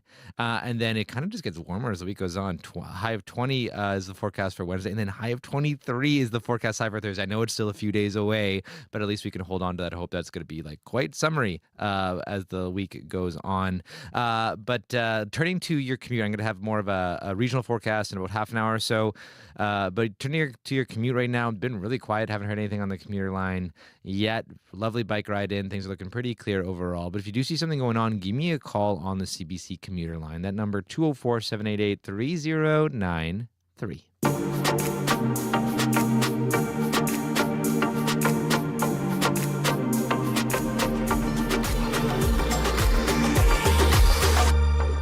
Well, as I alluded to, the Rady Jewish Community Center will host a community Passover Seder this week. Passover begins at sundown today, and the Rady JCC is having their community Seder tomorrow. So we wanted to hear a little bit about how people are preparing. So Roberta Melam is with us, Program Department Assistant at the Rady JCC. Good morning. Good morning. How are you? I'm well. How are you? I'm good, thank you. Good. How are you reflecting on this time of year, Passover, and preparing for Seder? Well, people have been leading up to Passover. People have been cleaning their houses. They to get ready for Pesach. They've been cleaning and sweeping. Part of the ritual is trying to cleanse the home of things, drink and food containing yeast or baking powder. It reminds the Jews that they ate the flat loaves during Passover. So, and then also just getting ready in terms of to ensure that they have all the products Passover food, things to have the Seder. Many people have families over during this time. So it's quite a big sort of deal in order to get ready to host a Passover Seder. Of course it is. For listeners that don't know the meaning of Passover, can you sort of give us the brief explanation of it? Okay, so Passover in the Jewish religion, it's a holiday commemorating the Hebrews' liberation from Egypt and the exodus out of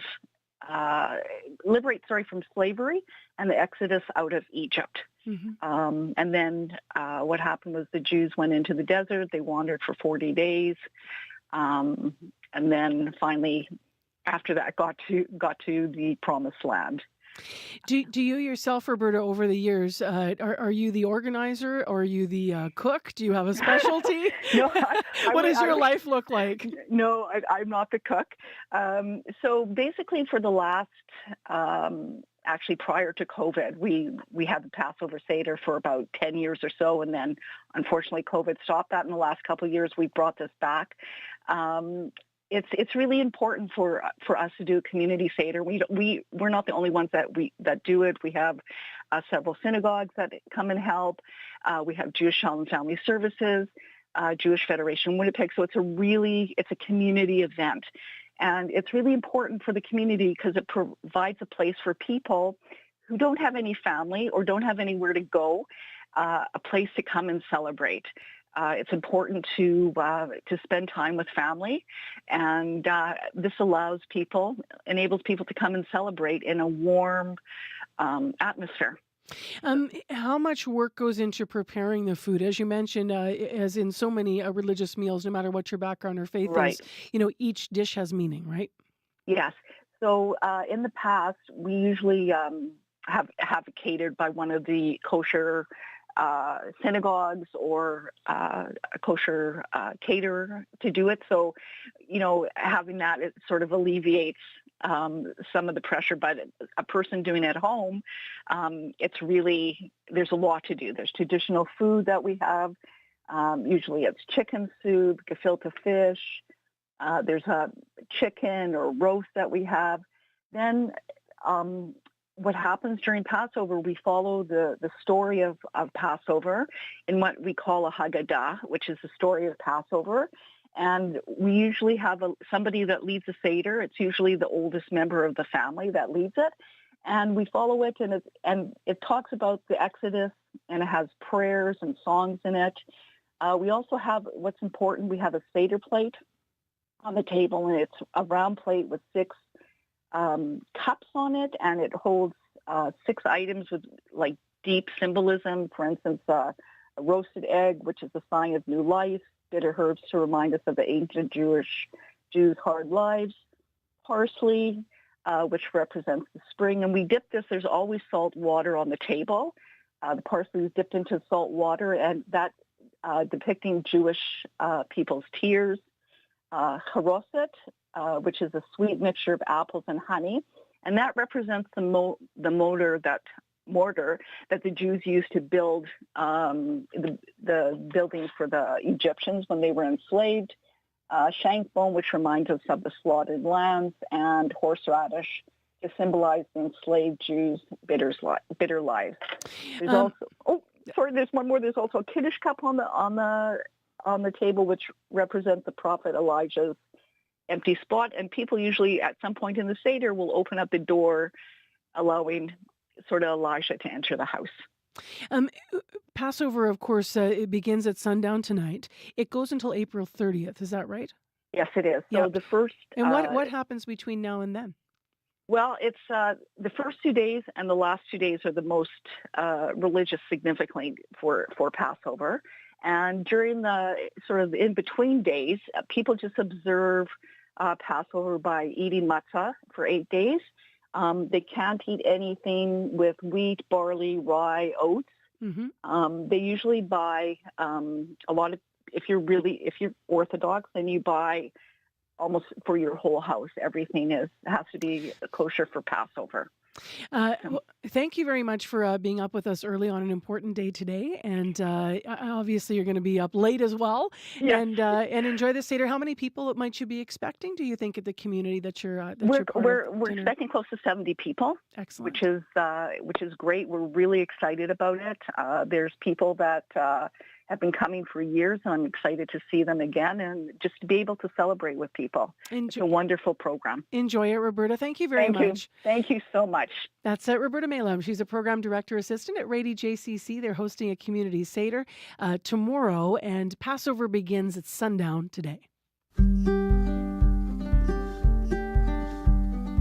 To many people, it's a stinky situation. Brandon's had curbside composting for years, but Winnipeg still doesn't.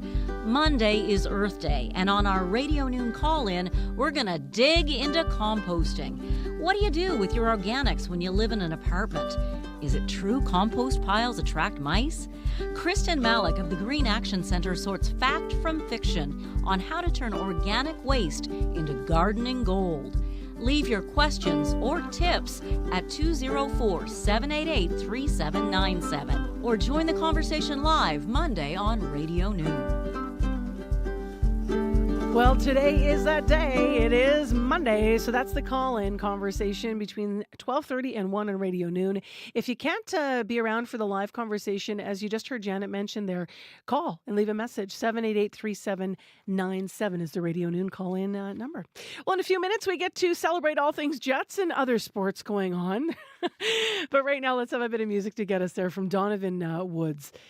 This is a tune, actually, for those who struggle with pessimism.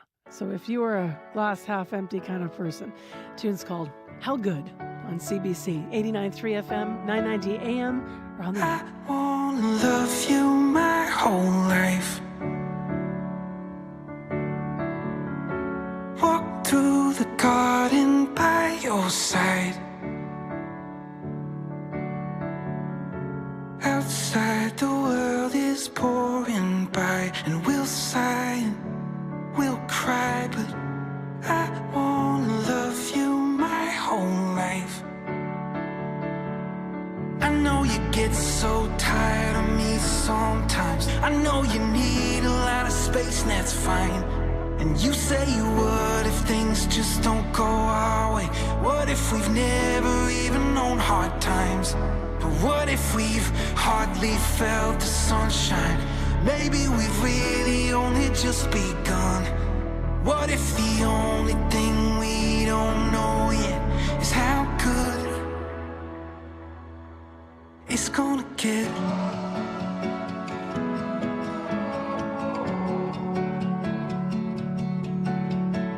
Oh, I feel grateful for all the nights. Oh, you've forgiven my prying eyes, and you sigh and I cry out. I wanna love you my whole life. I know you get so tired of me sometimes. I know you need a lot of space, and that's fine. And you say you would if things just don't go our way. What if we've never even known hard times? But what if we've hardly felt the sunshine? Maybe we've really only just begun. What if the only thing we don't know yet is how good it's gonna get?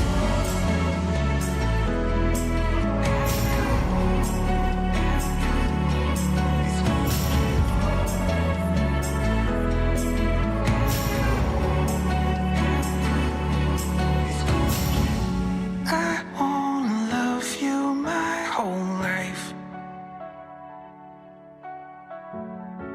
Walk through the garden by your side.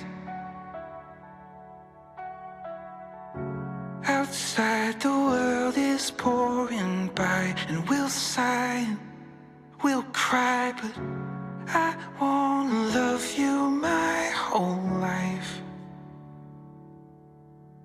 Oh, I love that. Great lyrics. Donovan Woods with How Good. I'm Marcy Marcusa. You're on 89.3 FM, 990 AM on the app or YouTube. Mostly cloudy, 9 degrees in Winnipeg. And how good was that game last night. Scott Ricker, how are you? Oh my gosh, that was bonkers. I can't even handle it. Was. It was totally bonkers.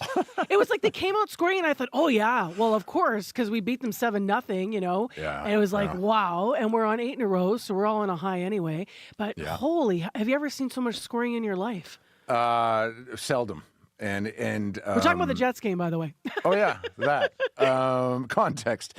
Well, Colorado with Nathan McKinnon leading the way, Marcy. They're the top offense in the league. They're the last team in the league you want to get in a shootout with, and yet the Jets found a way to get it done. In even though you wouldn't think it was goaltending, it largely was, because in that frenetic first, Connor Hellebuck made 11 saves. I know he gave some goals up, but he made 11 key saves, and then in the third period, he made 21 all in. So when it mattered most, momentum-wise and otherwise, Connor Hellebuck was there, as he has been all year long. That's why he's going to win the Vezina Trophy as the best goalie in the league.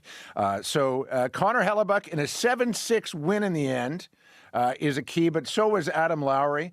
Man, that's why he's captain. He not only scored twice, he hit everything that moved, and he really kept Nathan McKinnon in check. I know McKinnon got a goal, I think an assist as well, but for the Maine, he won that duel. Adam Lowry out-dueled Nathan McKinnon last night. Now, back to Lowry's goals. The second one he got, which really it was early in the third period and put the Winnipeg team up 5-3.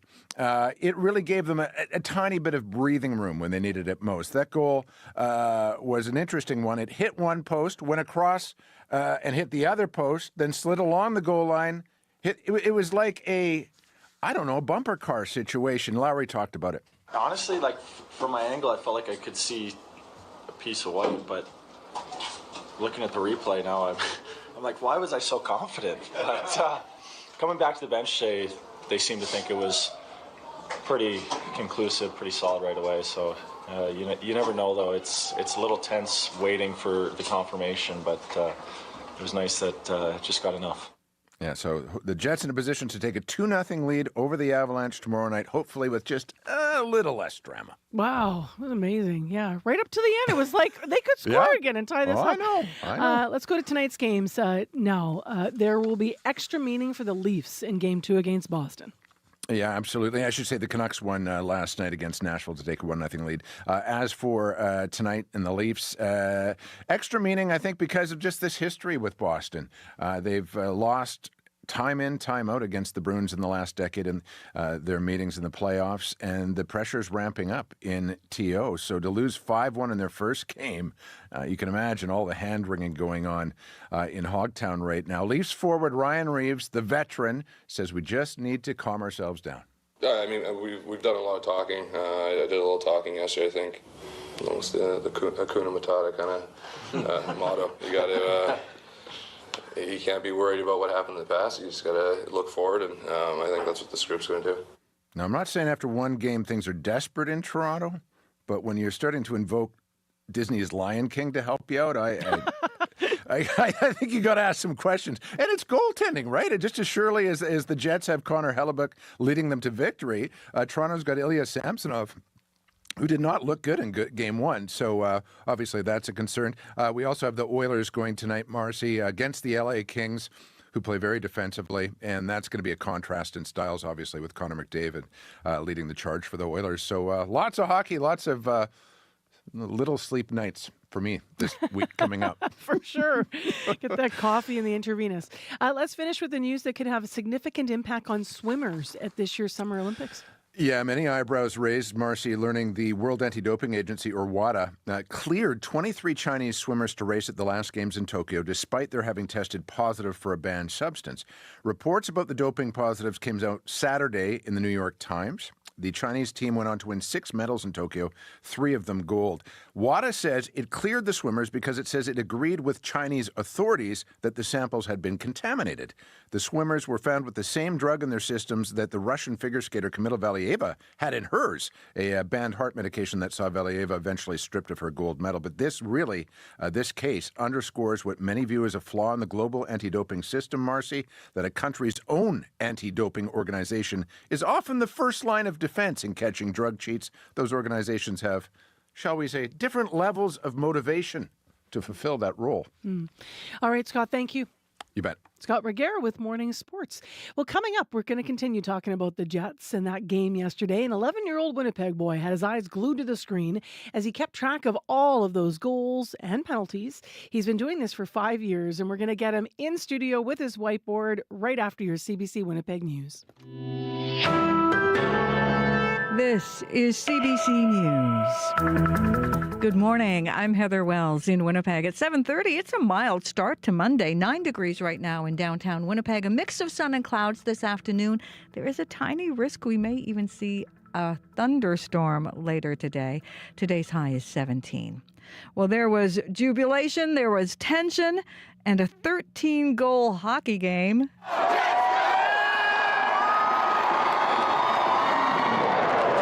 Thousands filling downtown Winnipeg. You can hear the CF-18 Jets overhead as the Winnipeg Jets face the Colorado Avalanche in Game 1 of the opening series of the NHL playoffs. Amy Marks was at the Whiteout Street Party with her young daughter, Alice Fontaine. I think this is the year. Great. And how about you? I think the Jets are going to do very good. There you go. Yeah. Another Jets fan, Brendan Brunel, says the fans will just keep showing up and pumping up the Winnipeg Jets. We will have more on that crazy opening game at the end of this newscast. Winnipeg's mayor says local organizations must work better together to address homelessness.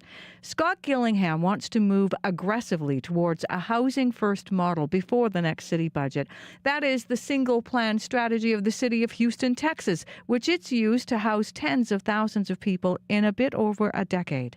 Some Winnipeg organizations say they are already working under that same principle. Gillingham disagrees. With all due respect, no, we're not doing the Houston model in this town. It can't be business as usual. It's got to be disruptive somewhat. And we've got to bring together, all the entities and organizations that want to be part of the solution, have everybody working in a coordinated manner. Local organizations tell Radio Canada the model works, but there's just not enough housing stock for it to make a dent in this city's homelessness problem. A 27-year-old man is dead after being shot by police during an incident at a First Nation community on Saturday. RCMP say they got a call for help from the Manitoba First Nation Police Service in Sandy Bay, Ojibwe First Nation, about a disturbance at a home involving a weapon. Police say they found a suspect with multiple weapons in an open area of that community. RCMP say there was an encounter and an officer shot and hit the suspect. The Manitoba RCMP Major Crimes Unit is investigating. The Independent Investigation Unit of Manitoba has also launched its own investigation.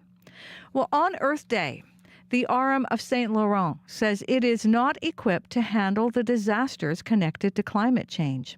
Emergency Coordinator Roger Gillis says the local fire department is understaffed. The RM, he says, is due for a new fire engine but can't afford the $1 million price tag. Gillis says he tried to tap into funding from the province's mitigation and preparedness program but was frustrated to find out they can only apply for that money after a disaster. And the municipality files for federal disaster financial assistance. After the disaster's been declared or the state of emergency's been declared. After that, you can access mitigation funds. After that, you can access cost recovery. But we need to put funds in place to stop those incidents from happening before they happen. The province says the RM might be able to access funds through its Strategic Municipal Investment Fund instead. Gillis says applications for provincial and federal grants are complicated and often take more time and resources than small communities can afford. You can hear more on this story coming up in the next half hour right here on Information Radio. Well, it was an Earth Day flash mob. Hundreds of dancers at the Forks last night, part of the Earth Day flash mob and showcase presented by Climate Change Connection, all to bring awareness to climate change. Sean Cantos is a grade 12 student. We just take Earth way too much for granted. I feel like we don't realize how important Earth is to us, and I feel like this is a nice day to just appreciate Earth and appreciate the planet we're living on. The Ivan Flett Memorial Dancers, Inca Warriors Dance Group, and U Winnipeg Bangra were among the more than 250 performers for the Earth Day Showcase. We'll talk about a showcase. Game 1 was a roller coaster filled with many goals. Hunter's starting to warm up. He's becoming a factor now. There he is again. Goal! Yes, Kyle Connor in the third period with his second goal of the night on ESPN. Adam Lowry also scoring twice. In all, it was a wild 13-goal game with 6 goals in that first period alone. Jets goalie Connor Hellebuyck facing 46 shots. Jets head coach Rick Bowness says Hellebuyck was huge. You're not hanging any of those on him. That could have been worse, right? Seriously, I mean, we don't give up that many chances. We don't give up that many shots, and Connor had to play a lot better, and he made a lot of big saves at the right time, which he always does. The Jets take game 1. Game 2 goes tomorrow night, right here in downtown Winnipeg. You can find highlights of the game as well as some images of that whiteout street party. Just head to cbc.ca/Manitoba. Well, Heather Wells, I have a special guest in studio that's going to be doing a full interview with me about the game. Would you like to meet him? Yes, I'd love to. Okay, Arth Patel, good morning. Good morning. How old are you? I'm 11. 11. How long you been tracking Jets playoff stuff? Around 5 years. 5 years. Okay, what got you into it? My mom took away my iPad. Very good. Good job, Mom. Good. Really good. Look at this. Now he's like the stats king. People on YouTube should really, if you're not on YouTube, you just get on YouTube and watch the board. So what do you think? I just kept Heather on the line. She's a big Jets fan. Do you think, what did you think of the game last night? Like, what's your emotional feeling during it? It was a very, up and down game. I think the Jets, they could have played better. I think they should get the puck on the goal more and limit the amount of shots that Colorado gets. Colorado being the best offensive team in the NHL. They're putting up 46 shots and scoring 6. I think the Jets' defense can limit the amount of shots, and the Jets' offense can put more shots to the goal. Heather Wells, future sounds in like the broadcasting. coach. Yeah, right? Maybe in coaching. I think Arth's interest is broadcasting, but coaching, yeah. Do you want to coach? Maybe. Who knows? We're going to talk more about the game. Heather's a massive Jets fan, so I wanted the two of you to connect. What do you think of the analysis there, Heath? Brilliant. Honestly, that's exactly what Coach Bowness said after the game. We got to clean it up. We let them have too many shots on goal. Hellebuyck saved the day. Yep. Thank you. See? There you go. You're great. It's better than what you're going to get from me, I'll tell you. I can't imagine how nervous it was for you to watch that game. Yeah, Heather was saying, were you nervous? Yeah, I was pretty nervous, especially when Colorado scored those 2 goals and when they started out on fire. Yeah, I know. Me too. It's pretty, me too. Because I thought they're going to send us a big message because we beat them 7-0 before. Yeah. And then I was scared they were like, oh, they're coming out. They're going to now could this be us? Yeah, that's what my dad thought. He was like, oh, whoa, I think they might get revenge on us. Yeah. Here. Well, your dad's here too. We're going to loop him into the conversation in a moment here. But first, we got to get through some weather and traffic. Yeah, I know. Corey's been waiting. Well, Arth, I got to say, I got a 1.5-year-old, and you're a bit of an inspiration. I'm working on trying to teach him to say, go Jets, go. Oh, here. Go Jets, go. Go Jets, go. I think we're more at the go dodo phase. Yeah, we're working on it. And then stats is next after that. Oh. Yeah. There you go. Cal, he's so cute. He's a sweetie pie. All right, weather traffic. Yes, 9 degrees right now in Winnipeg, heading for a high of 17. Much of southern Manitoba, you can expect a risk of a thunderstorm this afternoon. There's about a 30% chance of showers you can expect. But yeah, there is a slight risk of a thunderstorm throughout southern Manitoba this morning. Dropping down to 1 overnight tonight, high of 10 tomorrow. So that's what we can look forward to. I'll have more of a regional, regional forecast right now. It's after 7:30. Brandon, 5 degrees right now, heading for a high of 15. Chance of thunder showers. Dauphin right now, 8 degrees, heading for a high of 15 as well. Also a chance of thunder showers this afternoon. Thompson, -6, heading for a high today of 9. You are going to see a sunny day ahead. Looking to the commute, very quiet out there. Very lovely commute overall. But if you see something else going on out there, give me a call on the CBC commuter line, 204-788-3093. Here you go, Corey. You can take some photos of Arth and his dad while we're having a conversation. I'm on it. So let's reset the conversation here and hear some of the cheering from last night. Oh, it was exciting. Now, listeners, if you missed this, what we're all excited about this morning, the puck hit the ice at 6 o'clock in Canada Life Centre. The Jets' playoff season begins. First home game, first win against the Colorado Avalanche. The score 7-6. The crowd went crazy. 13 goals. Who expected that? One Winnipeg fan who we've been meeting this morning already, as mentioned, has been watching every game and also watched last night's nail biter. He's 11 years old, Arth Patel, just to reintroduce him. He is a local student. He's a fan. He keeps stats, which is the cool thing. And he's got his own whiteboard in studio this morning. He has been on CBC before.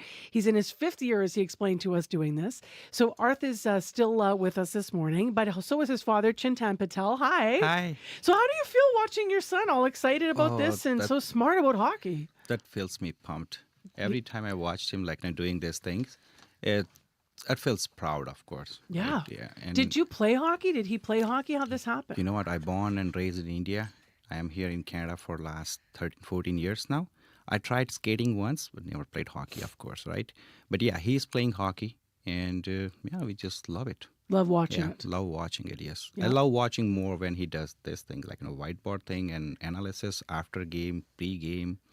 And we went to Jets game a couple times. He got a chance to meet one of the Sportsnet commentator last month. And when we were up there on the Jets, on the top there where all the big bosses sits, and people know him by name. And I was like, what? And somebody says, hi, Arth's dad. I'm like, wow, thank you.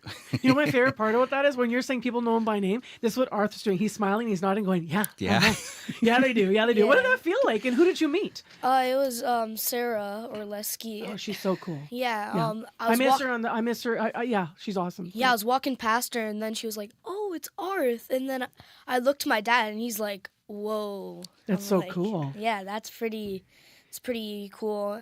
Now, you play hockey too. So what position do you play? Well, I don't really play on a team. Okay. I play for fun with my friends Nice. and stuff. I go to Park City. Cool. Yeah, we play pickup games. Sometimes just shoot pucks and stuff. Yeah. Yep. So you're shooting pucks. So you don't like to get into the net and be a goalie. You're like, you want to shoot a No. puck. Yeah. Yeah. But your real love lies with the analysis of all this stuff, Yes. right? Yeah. Yeah. So you gave us your analysis. You told us how exciting it was last night. What to you was the best part of the game?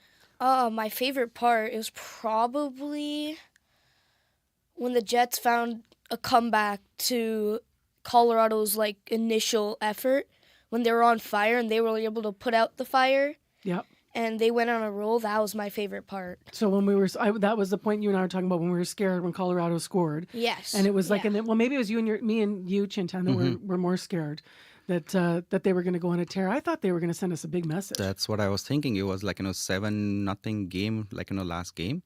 I thought they're going to get and come back for revenge. So, yeah. What do you guys do in your house when you watch the games? Do you have the board out while you're doing it, or do you do it Yes, on a piece of paper? I update it during the game. Okay. And for the playoffs, we just we've done this a few times. Mm-hmm. We go in my basement. We have a projector there. We watch the game on the projector. We have a few couches and stuff. Yesterday, my friend was over. Cool. And my dad had to go to my aunt's house, so we watched the second period, and then he came back to watch the game because I was complaining to him. I'm like, it's not fun without you. Aww, that's awesome. You need the energy, If it's just two people and one of the people don't even care about the Jets. I was going to ask you that. Now, is there a point though where the crowd can get too big though because you're doing your analysis and stuff, or do you the more the better? The more the better. I take the board to the Jets games too sometimes. Cool. Yeah. Whose jersey are you wearing this morning, just for the radio audience? Wearing Shifley right now. What'd you think of him last night? He played good. He scored that one goal. Mm-hmm. Yeah, he played a great game. Were you screaming at the TV when Lowry's goal happened? It went bang, bang off the post? Yeah. Yeah? I was like, I'm for sure that went in. Yeah. Because Lowry's the captain. He knows when it goes in. He was pretty sure. Yeah. Can you explain to the radio listeners, and people on YouTube can see this here, so the board's beside you in the studio here, whiteboard. You've got it all outlined. What kind of stats do you have on the board? So walk us through the board here. For the stats, I have the team name, obviously. I have the record right now for the playoffs and the seed. Mm-hmm. The score, the shots. For the middle section, I usually just put some like detail about the game, like what's going on. Nice. Right now, I have the Stanley Cup playoffs round 1, and like the Jets leading 1-0. Did you draw the logos, or did someone help you with that? My mom helped me with the logos. Good job, Brenda. They look good. I like it. I hope I got your mom's name right. I think I did. Yeah. Yay. Got to give credit. I couldn't draw like that at all. So here's what worries me. The shots on goal. Can you read Colorado's stat? Colorado with 46 shots, yeah. And us? And we have 23. So how does that worry you? Yeah, I think we need to get more pucks to the goal. But the thing is, with Colorado, they don't have the best goaltender. We do. Mm-hmm. So as long as we have good quality chances and we're able to put the puck in the goal, it doesn't matter. So I want to ask you a sportsmanship question, because I had a moment last night where I wasn't sure about this, and I know Jets fans are going to be like, it's just part of the fun of the game, and I get that. But I don't know how I felt when they started yelling, pull the goalie. You know? Yeah, that was weird, right? Yes. I don't know. I know. I was sort of on the fence about that. That was myself. funny, honestly. See? Yeah. Everybody's going to have their own opinion about it. Did you get to stay up late? And like, what about when the Jets are going to be playing later, depending on time zones and who we play? My dad said I could, and he said, yeah, we're watching all the playoff games, and I'm like, okay. But I usually don't wake up on time, and he's always like, you got to wake up quickly, got to get in the morning, because I take a shower and stuff in the morning. Yeah. So if you're allowed to stay up, you got to make sure that you get up the next Yes. morning. Can't be late for school or something. Yeah. In terms of what this has done for your relationship, Chintown, what's that like to be able to bond to your son in this way? You know what, Mom, Brenda gets sometimes jealous because she says he talks to you more than she talks to me, right? I was like, oh no, because we just talk about hockey a lot. That's the thing. We start our morning with, when I just wake him up, we're like, hey, it's time for school, right? Just get up. And the first thing we talk is like, what happened last night? Was it a good game? Whatever happens, right? Or if there was no game, then we talk about today's game. Like, hey, we got game day today. Just get up ready quickly. So yeah, and we end of our day, end of the day, same thing. We talk about hockey all the time. So yeah, and that keeps our bonding actually stronger. So yeah. Do you do all of the team stats, or you're all about the Jets? I just do the Jets and whatever the visiting team is or whatever team we're playing against. Mm-hmm. But I'm going to add one thing. He knows about every team for sure, yeah. Do you? Mm-hmm. You actually do know? You follow the Jets with your whiteboard, but you Yeah. actually could. That doesn't surprise me very much, listening to him analyze hockey. Mm-hmm. What is your dream with this? You said you like to play hockey, but, it's a sort of rec pickup. Is your dream in announcing, Arth? Yeah, I think I want to be a broadcaster and maybe get into sports analysis and stuff when I'm older. Maybe work for Sportsnet or TSN or stuff like that. Yeah. And is there any announcer that you'd really, really like to meet that you'd never met? Wherever they are, TSN, Sportsnet, doesn't matter. For sports, is there anybody that you've not met? You met Sarah, and she knew who you were, so you were the star in that situation. I love that. I think... Because maybe I can hook you up. I've been working in broadcasting for 20 years, so I'll put in a good word for you. I've met, what's his name? Sean Reynolds, maybe? No, I've met He's a Jets guy. No, Harna Kevin. Ryan? What's his Kevin? name? Kevin Shoveldayoff? You talking No, about no, with no. the Jets? The... Look at us. We're all trying to grab the name of a Right, broadcaster. yeah. Kevin Reporter, right? Yeah, the guy that's at ice level for Oh, TSN. yes, of course. Mm-hmm. Yeah. We all know. Kevin, is Vu or Vi? Pardon me, I'm getting the last name of Kevin wrong. Now we're all Googling. This is ridiculous. Yes. Having said that, you've met Kevin, and what did Kevin think of your analysis He in your liked, sports? I just sometimes in the intermissions, I just take my whiteboard and he's like, wow, that's pretty cool. He always says hi to me. I have a picture with him, so... Yep.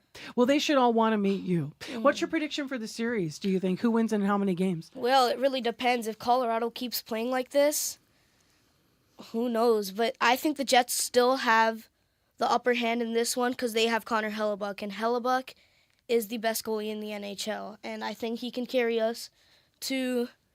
I would say my prediction is 4-2 Winnipeg. They take it in 6. But the games in Denver are going to be tough because of the altitude and stuff like that. But the Jets have no problem with that. So, I love talking to you. Keep on rocking. I love that you've been doing this 5 years. You get better and better every year, and great to have you on the radio. Thank you. Yeah. Thank you so much. Thank you guys for coming in.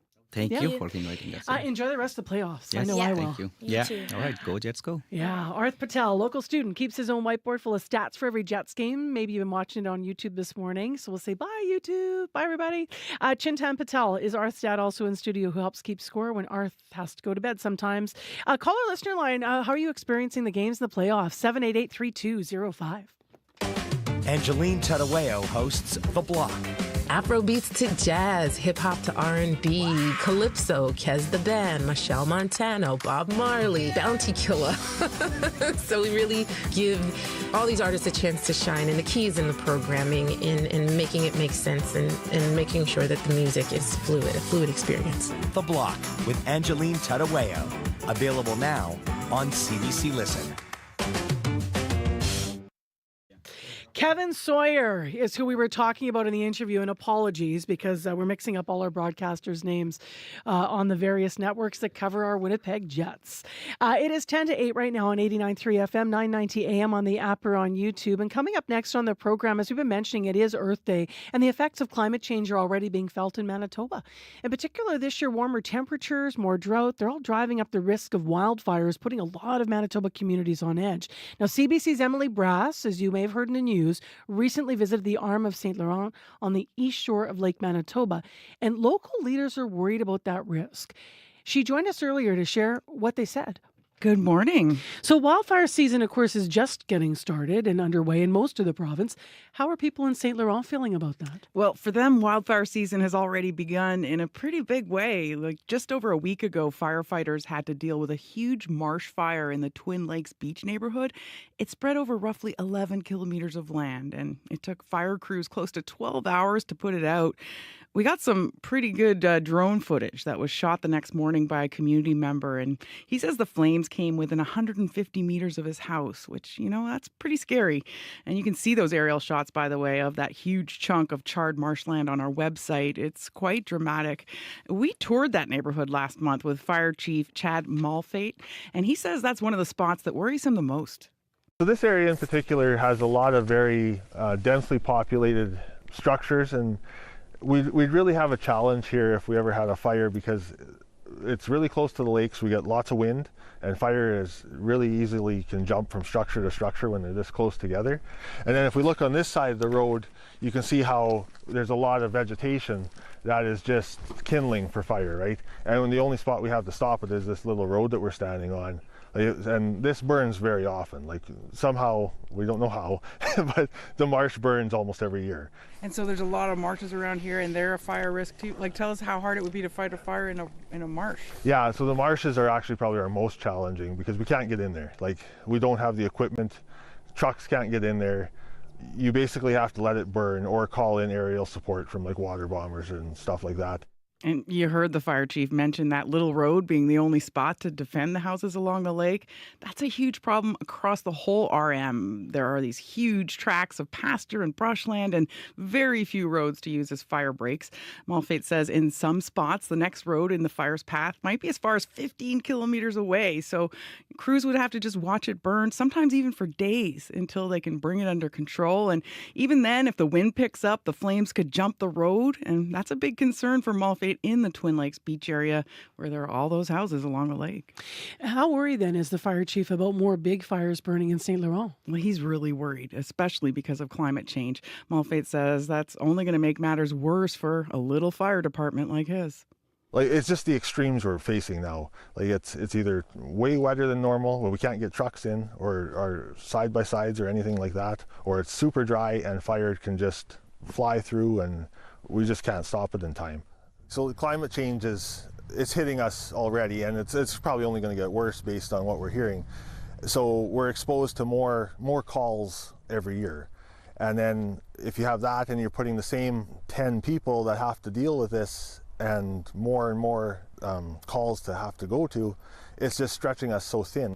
What does the fire chief mean when he said just there that the same 10 people have to deal with this? Well, on top of climate change, the St. Laurent Fire Department is dealing with aging equipment and a shortage of staff.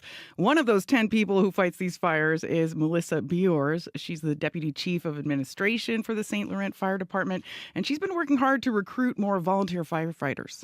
A lot of the people in the community do work in the city. So a lot of times we are shorthanded, whether it's during the day or evenings, weekends. A lot of them say they'll think about it, and not a whole lot turn out on that. They don't come back, or we're constantly having to try and reach out to people.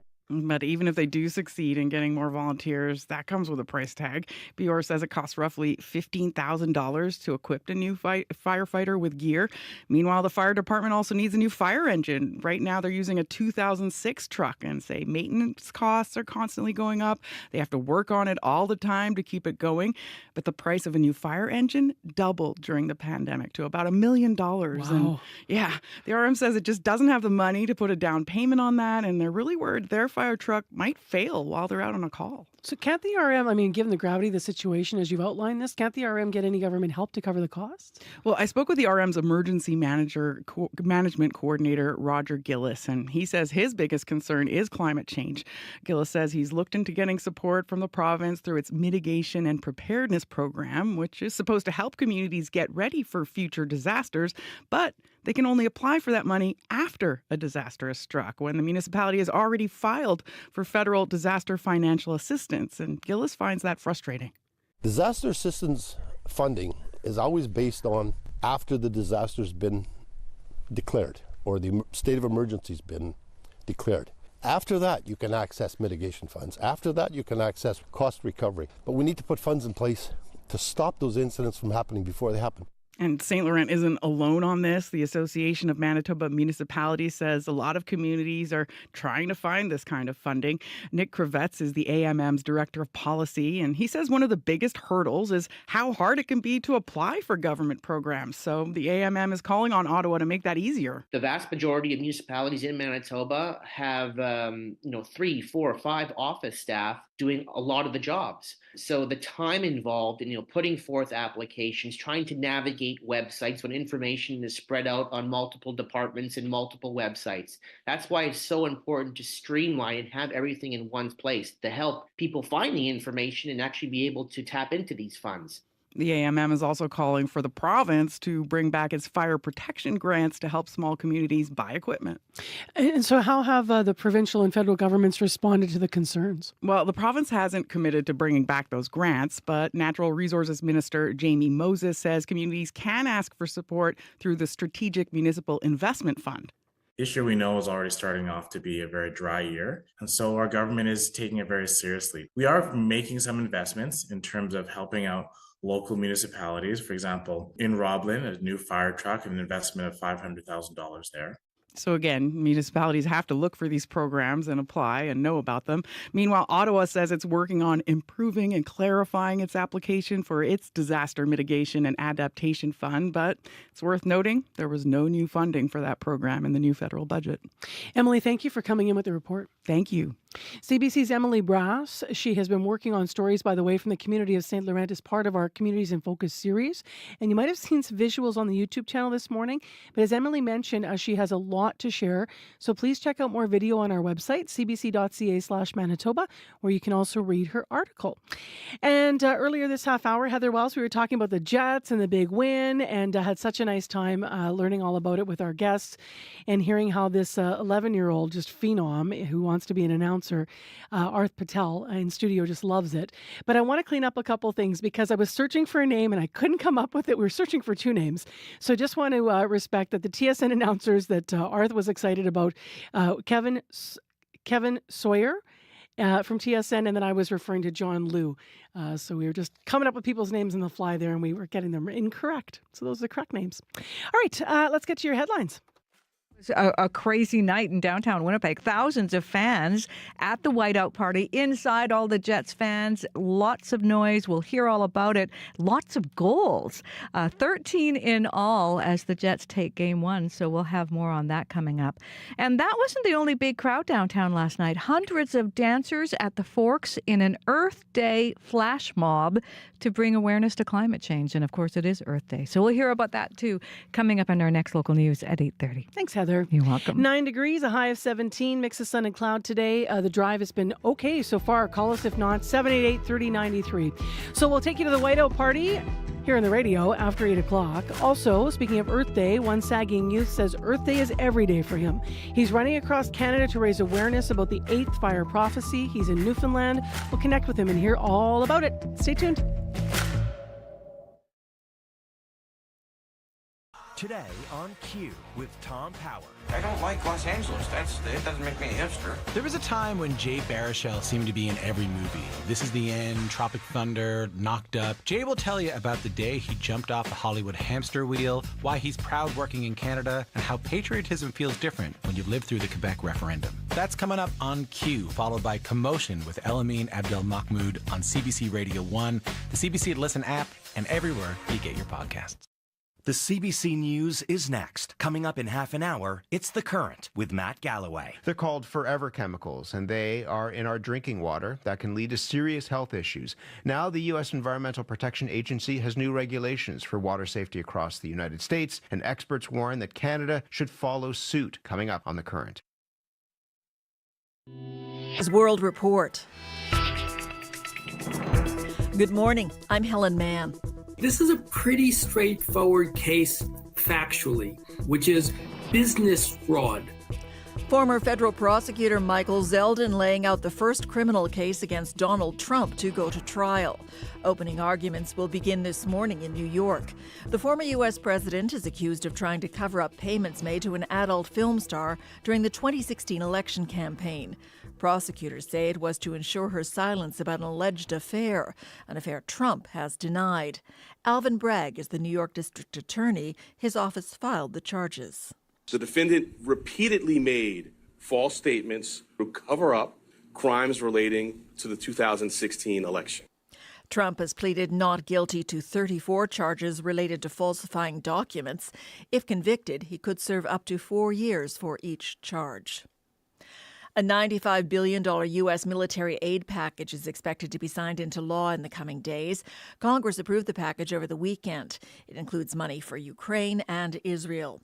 Getting it through the House was no small feat after months of delays and negotiations. And still, many within the Republican Party are not happy. The CBC's Richard Madden joins me now from Washington. Richard, there are renewed calls from within the Republican caucus for House Speaker Mike Johnson to resign. What can you tell us? Yeah, the threats are growing louder from within. Some hardline Republicans want to oust the Speaker from his leadership role after the House approved that foreign aid package on Saturday. Democrats helped get it across the finish line, and more Republicans voted against it than for it.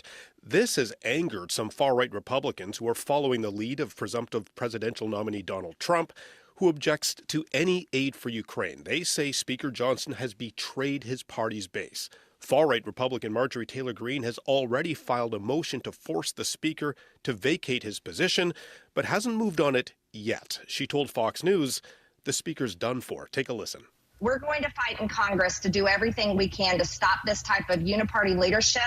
Mike Johnson's speakership is over. He needs to do the right thing to resign and allow us to move forward in a controlled process. Yeah. If he doesn't do so, he will be vacated. Now, Speaker Johnson says he won't resign. And remember, House Republicans hold a razor-thin majority, so the Speaker would need to rely on a handful of Democrats to save his job. So when it comes to the aid package itself, what is next in the process? Yeah, so this all now heads to the Senate, where it could hit the floor for a vote as early as today. This would unlock some $95 billion worth in foreign aid to Ukraine, Israel, and Taiwan, and it's expected to pass and then signed by President Joe Biden later this week. Richard, thank you. Thanks. CBC's Richard Madden in Washington. The U.S. government is also this week expected to sanction an Israeli military unit accused of violent crimes against Palestinians in the occupied West Bank. The Netzah Yehuda Battalion is made up of ultra-Orthodox Israelis. Its members are accused of being responsible for the death of an 80-year-old American-Palestinian man in 2022. This would be the first time an entire Israeli military unit has been sanctioned. As Chris Brown reports, the move comes during a wave of settler attacks in the West Bank. The mob of Jewish settlers that rampaged through the Palestinian village of Al-Mukhayir just over a week ago burned homes and vehicles and fired their guns at Palestinians who resisted. You can see how blood spilled all over the place, Abdel Latif Abdoualia told us. His 25-year-old cousin Jihad was shot in the head on the roof of his house, and he bled to death in front of him. Abu Alia says Israeli soldiers were present but didn't stop the rampage. This past weekend, other Palestinian villages were attacked, and a Palestinian ambulance driver who came to rescue victims was killed. This is not a problem of a few bad apples. When we're talking about settler violence, we're talking about state-sanctioned, state-backed settler violence. Omar Shakir is with Human Rights Watch. If you want to solve the problem, you have to go after the government that's responsible for allowing this to happen. The anticipated move by the U.S. to sanction an Israeli military unit that until recently served in the West Bank relates to events that happened more than a year ago. But Human Rights Watch says the recent shift in attitude by Israel's Western allies to impose punitive measures is an important step. Prime Minister Benjamin Netanyahu says he will fight any move to punish Israel's military units. And as for the rampage in Al-Mukhayir, it was initially triggered by the death of an Israeli teenager in what its military called an act of terrorism. Overnight, it was announced a Palestinian man has been arrested and after an interrogation, implicated himself. Chris Brown, CBC News, Jerusalem. Later today, the final report from an independent review into UNRWA will be made public. The review was led by France's former Foreign Minister Catherine Colonna. She investigated Israel's claim that some UN employees at its Agency for Palestinian Refugees were members of Hamas and that 12 of them were involved in the October 7th attack. Reuters and The Guardian are reporting Colonna found Israel has still not provided any evidence of its claims. We will learn more when the report becomes public this afternoon. For now, UN Secretary-General Antonio Guterres says he accepts the review's recommendations. In Alberta, First Nations patients are more likely to leave the emergency department without completing treatment than non-First Nations patients. A new study in the Canadian Medical Association Journal has been investigating why. Tashana Reid has more. In an ideal system, we wouldn't have people having poorer outcomes based on who they are. Racism, stereotyping, and discrimination. Just some of the reasons why First Nations patients in Alberta say they chose to leave emergency departments without receiving care or against medical advice. The findings published in the Canadian Medical Association Journal. Patrick McLean of the University of Alberta is co-author. There are cases of people saying, I was stereotyped as substance using, I was asked to speak to an addiction counselor when that wasn't appropriate, and that's why I left. The study is a partnership with Indigenous elders, patients, and healthcare providers across Alberta. Researchers say 6.8% of First Nations ER visits end without completing treatment, compared to 3.7% of non-First Nations patients. 1 in 20 patients were hospitalized 3 days after leaving. Other reasons patients left before receiving care: transportation considerations and perceptions that non-First Nations people were treated more quickly. It really just kind of reinforces what we're seeing here on the ground. Counselor Samuel Crowfoot of Siksika Nation outside of Calgary says the research isn't surprising. We've heard allegations of people being targeted by hospital security and staff to be harassed and to be escorted off the premises. We've seen doctors just automatically assume intoxication. Health advocates say more education and accountability is needed. Tashana Reid, CBC News, Toronto. Canada's plastic bag ban has created some unintended problems, a proliferation of reusable bags. Some big grocers are trying to offer solutions, but as Sophia Harris reports, many environmental experts have concerns. I think we're in the hundreds right now. Udi Sella of Maple, Ontario gets around 10 new reusable Walmart bags every week with his grocery delivery. So he's happy that Walmart has launched a national pilot project which allows customers to ship their bags free of charge to a facility. There, they'll get cleaned and sent to the food bank or recycled if they're damaged. I have signed up and I will be sending I don't know how many bags we have already. Enrollment in the program is limited. Jen Barbaza, Walmart's sustainability manager, says the retailer will fine-tune the details based on feedback. Some customers have more reusable bags than maybe they need. So to help Canadians sort of get a fresh start, we've introduced this program. Other grocers are also trying to help curb the proliferation of reusable bags. Sobeys and Loblaw deliver groceries in recyclable paper bags. But environmental expert Emily Alfred says paper bags require lots of energy to make. And in Walmart's case, she believes the retailer should get customers to reuse their bags. We need to remove waste from the system entirely. Walmart says bags sent to the food bank will get reused. Loblaw says it continues to explore more sustainable solutions. Sophia Harris, CBC News, Toronto. The Rock and Roll Hall of Fame has announced this year's inductees.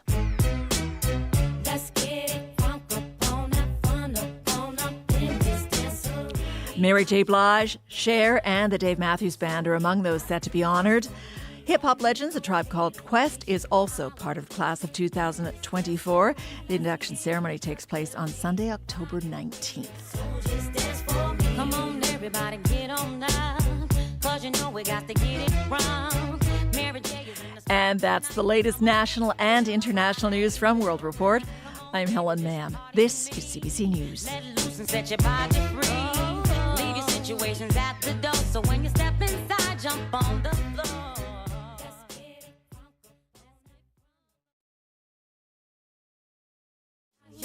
Man, that tune holds up, huh? It is mostly cloudy in Winnipeg. It's 8 degrees the day after the big street party, and it is Earth Day. Welcome to the show, everyone. I'm Marcy Marcusa. This is Information Radio and your morning show on 89.3 FM, 990 AM on the app or on YouTube. And this half hour, it's going to be busy. We're going to take you virtually to the street party, capturing some of the excitement from last night and the Jets' first win, the first game in the playoffs. So we'll hear more about it from Heather in a moment. Also this half hour on the show, Earth Day is every day for one Saugeen youth. He's running across Canada to raise awareness about the 8th fire prophecy. We're going to hear more from him. We'll reach him this morning in Newfoundland for a live interview. And we have comments coming in galore that we'll also be sharing. We asked you on Facebook this morning on my Marcy Marcusa page, what makes you hopeful about the green efforts in our city and province and what frustrates you? And you've had a lot to say. So as I mentioned, busy half hour ahead. Right now, let's go to Heather Wells for more headlines. Good morning. Yes, and wasn't that a party? Thousands of Jets fans in downtown Winnipeg last night. The whiteout street party outside, the Jets inside, and the goals just kept coming. 13 goals in that one game. The Jets took the game, by the way, so we'll hear more about that. And on this Earth Day, a small Manitoba fire department worries it won't be able to handle the challenges of climate change. The St. Laurent Fire Department says it needs more support to mitigate the risks of hotter, drier fire seasons. I'll be back with more Manitoba news at 8:30. All right, thank you, Heather. You're welcome. It's time for the forecast right now, and it was a really lovely weekend. Couldn't have turned out better for a street party, Corey Funk. It was so good. I went to the zoo and we saw the polar bears, and they were just basking in the sun. They were just all out there, just like, oh. I was out golfing at St. Boniface. Yeah. They had opening day at the golf club, and it was packed. Yeah, I could see that. Absolutely packed. Apparently, some of the other courses like Windsor Park, some of the munis are very wet right now as well. So still some drying out to do. But you know what? We didn't get as much moisture as we needed. So we'll take whatever. No, but there may be some moisture on the way today. If you're in southern Manitoba, 8 degrees right now at the Forks, heading for a high today of 17. There's actually a risk throughout southern Manitoba of a thunderstorm late this afternoon. About 30% chance of rain overall today in the afternoon. That may also come with a thunderstorm. We are heading for a high of 17. Got to dip down to 1 overnight with actually a chance chance of thunderstorms overnight as well. And then warming up tomorrow to 10 degrees, clearing, and then overnight going below zero again. So don't get too excited and pull out those turn on your outdoor taps quite just yet. Always gotta wait till May long weekend because you just never know here in Winnipeg. Quick temperatures: Brandon right now 5 heading for a high of 15, Dauphin 8 heading for a high of 15, Thompson -6 heading for a high of 9 degrees. Got a call from Jason Carter on the commuter line, who's going down the river trail along the Assiniboine. He said it's beautiful right now, very smooth, but he sees the water starting to lap up along those rocks, and it says if the river kind of goes up, it may soon be underwater. But for now, it's dry and lovely to walk, bike, whatever you want to on the river trail on the Assiniboine. If you see anything else going on out there on your commute, give me a call on the CBC commuter line. That number 204-788-3093.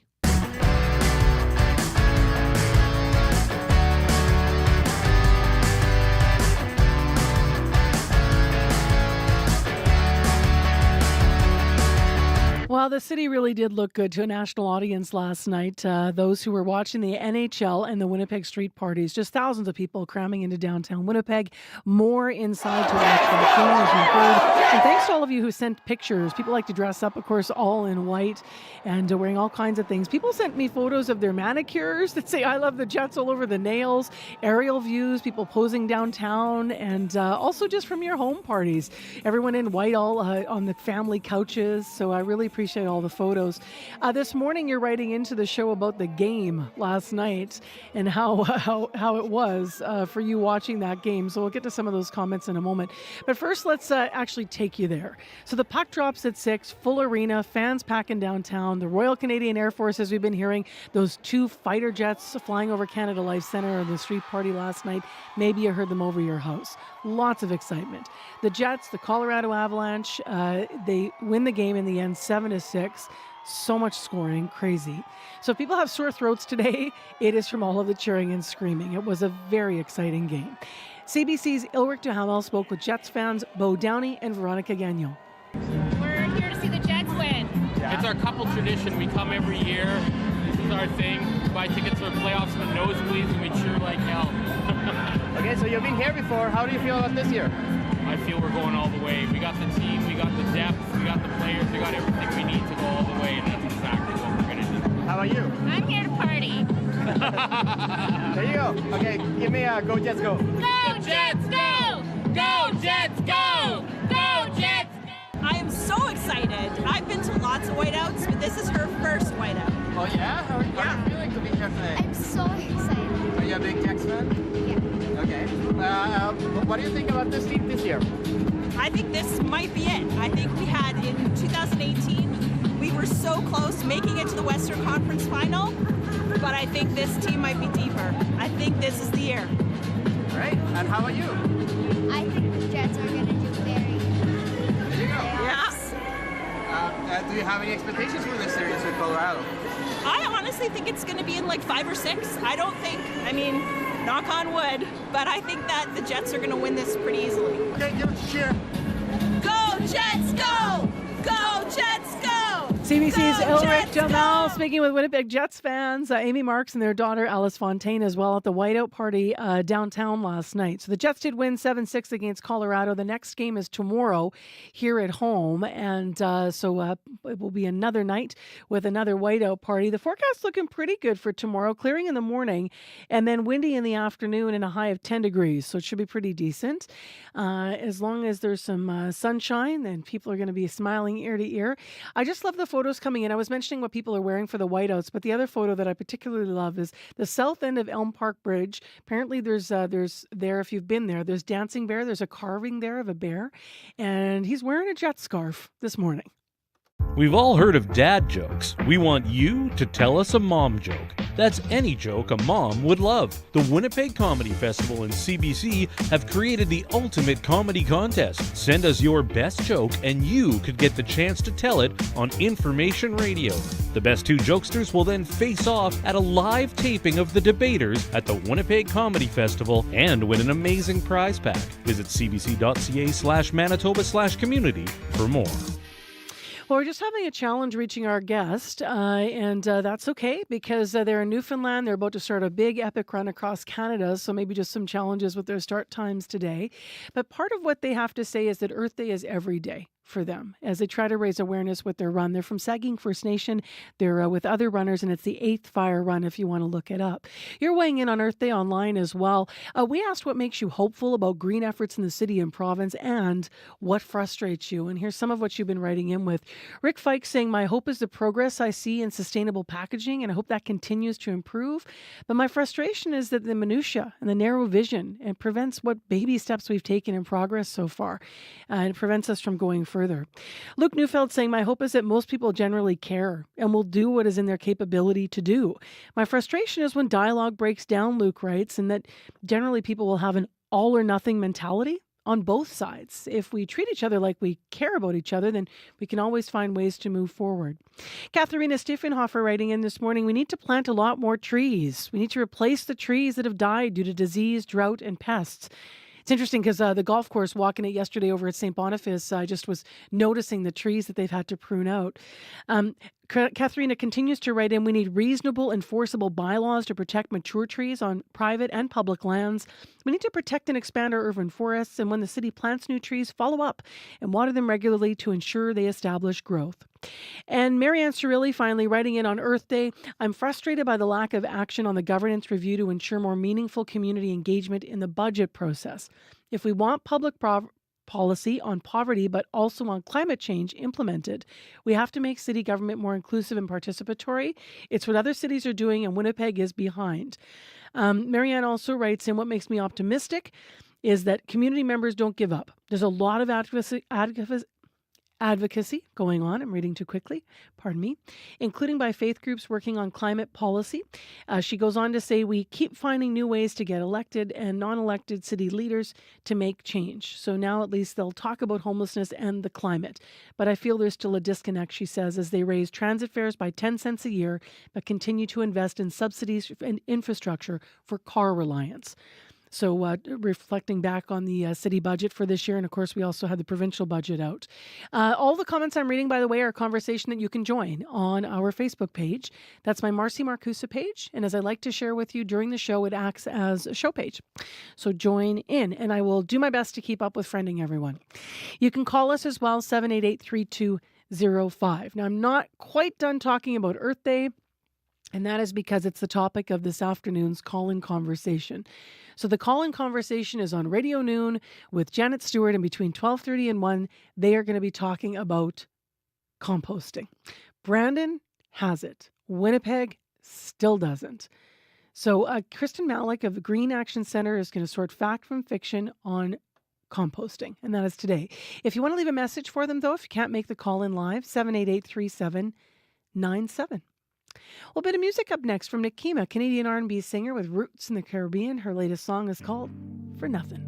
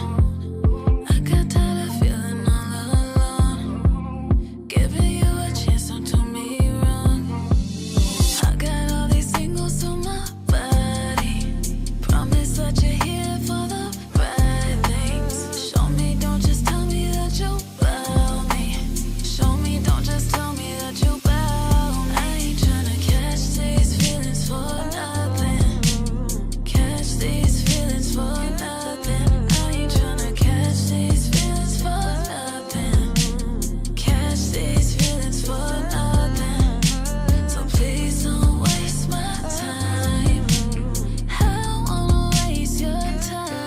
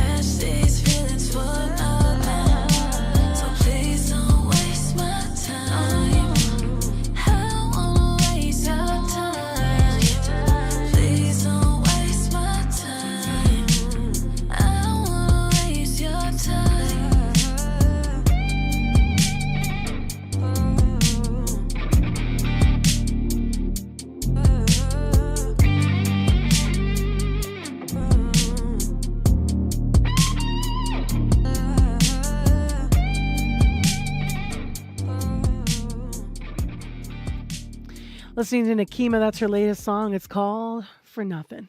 I'm Marcy Marcuso. You're on 89.3 FM, 990 AM on the app or on YouTube. Well, next on the program, as we've been mentioning, it is Earth Day. And next on the program, we're going to touch base with someone who says every day is Earth Day for them. They call it the 8th Fire Prophecy Run, what they're part of. Young Indigenous people running across Canada. The goal is to reach as many First Nation communities who are interested in traditional Indigenous laws. And the group is hoping to make more Indigenous youth join their run for resiliency. Kelly Dale Edwards is on the line. Kelly is from Sagkeeng First Nation, but joins us actually from Newfoundland this morning. Good morning, Kelly. Good morning. How are you guys? I'm well. So you're starting your run there in Newfoundland. Where specifically are you? We're just outside Buena Vista, and we actually came out here during the eclipse. It was kind of a coincidence that the eclipse was happening over here and over some of our traditional lands, and so we headed up this way, and yeah. Tell me a little bit about the 8th Fire Prophecy that inspired your run. So the 8th Fire Prophecy is a prophecy for our youth that they'll either be driven down a path of materialistic destruction or towards eternal peace. And what we're trying to do with our cultural lawmaking traditions is that we're trying to steer the future of the 8th generation youth towards this path of peace. So currently, there's a lot of Canadian laws that we need to compete with our corporate interests. And so our traditional lawmaking allows us to assert our beliefs through law. The run itself, you're going from Newfoundland all the way across the country. Can you explain the significance of the places you'll be stopping?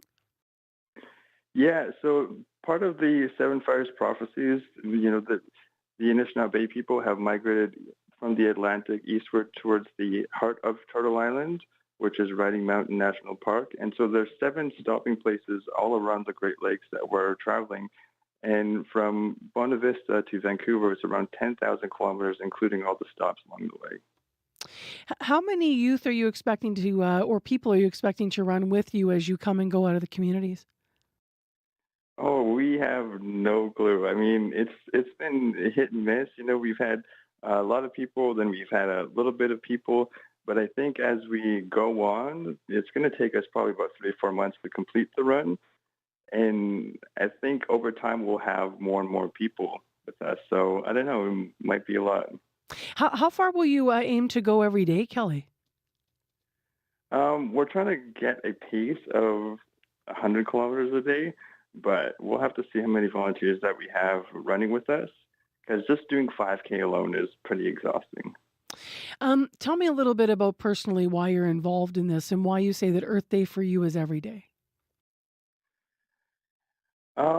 You know what? I grew up Indigenous in Sagkeeng, just outside of Winnipeg, and I've always been involved in lawmaking and our traditional lawmaking practices. And yeah, it just right now there's a lot of events that are converging in Sagkeeng, and yeah, I just felt like this was the time to do it. And so I came out during the eclipse and started the ceremony to do the run, and now we're here. The last stop, what will happen after the very last stop when you're on the other side of the country? You know what? We're not sure yet. We're not 100% sure.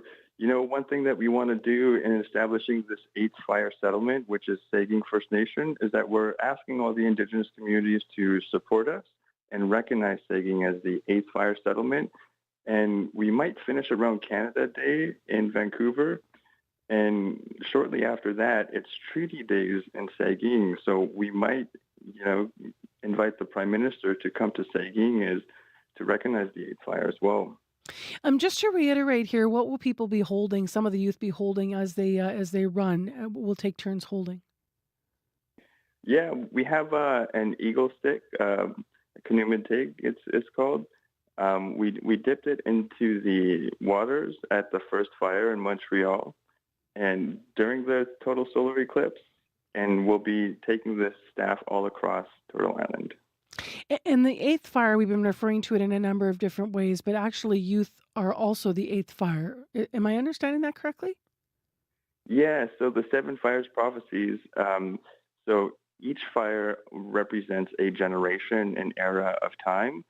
And during this time, these generations have survived waves of colonization, and so they've upheld their traditions, their cultural lawmaking practices, and to preserve their ways of life. And so this 8th fire that we're doing here brings light to all these 7 fire prophecies that we've had before and brightens our path towards this eternal peace. You got your running shoes tied? Oh, man, I have multiple running shoes. Yeah, we're going for multiple pairs. Yeah. Have you ever run a distance like this before, Kelly? No, but my grandpa and my dad, and probably even before that, were all marathon runners. And so it's something that we like to do. It's in our blood. Once you get going, once you have music and you get a good pace, it becomes very therapeutic as well. And what's it like? I don't know if you've been up to look out the window yet. I'm curious what it's like in Newfoundland where you are to get this going. Oh man, it's been a mix of between rain and snow and sunny skies. All right. Well, considering that we're starting in spring, by the time 3 or 4 months down the line, it's going to be hot summer. Enjoy we're enjoying the cold. Absolutely. Well, enjoy your run, whether it's cold or hot or wherever it takes you over these number of months. And thank you so much for sharing the meaning behind it. Appreciate it. Good luck. Thank you. Kelly Dale Edwards with us this morning from Newfoundland, starting a run all across Canada for what's called the 8th Fire Prophecy Run. Kelly is from Sagkeeng First Nation here in Manitoba. For more information, if you want to join along the way, you can check out resflix.com. Your CBC Winnipeg News is next.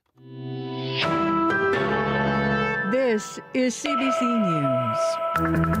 Good morning. I'm Heather Wells in Winnipeg. At 8:30, it's mostly cloudy, 8 degrees right now in downtown Winnipeg. It's going to warm up to 17 today. Bit of a southwesterly wind developing later this afternoon with a risk of a thunderstorm late today.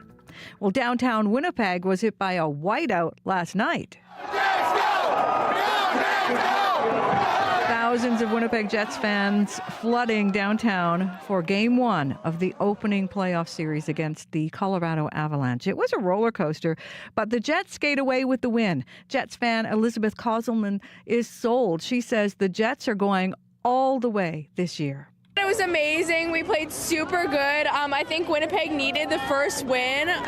Super hyped for Tuesday. I think we're going to kick some butt. We're going to have more on that crazy opening game coming up right at the end of this newscast.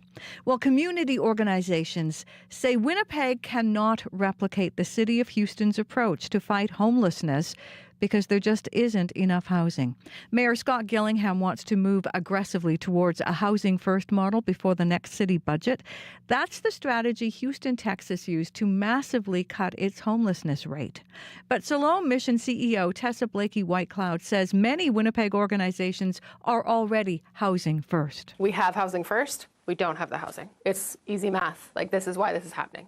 Housing is the real answer and the real solution to homelessness. And housing first is how we get people into the housing and support them to thrive there. But the housing supply is not there to make it meaningful. The model is based on hundreds of organizations working under the same plan to offer housing and services. Gillingham says any approach must be adapted to the city of Winnipeg's needs. A 27-year-old man has died after being shot by police during an incident at Sandy Bay Ojibwe First Nation on Saturday. RCMP got a call for help from the community's police service, the Manitoba First Nation Police Service, about a disturbance in a home. Police say they found a suspect with multiple weapons in an open area of the community. RCMP say there was an encounter. An officer shot his weapon and hit the suspect. The Manitoba RCMP Major Crimes Unit is investigating, and the Independent Investigation Unit of Manitoba has also launched its own investigation. On this Earth Day, a small Manitoba Fire Department worries it won't be able to handle the challenges of climate change. The St. Laurent Fire Department says it needs more support to mitigate the risks of hotter, drier fire seasons. CBC's Emily Brass reports. A huge chunk of marshland is charred after a wildfire spread earlier this month through the Twin Lakes area of St. Laurent.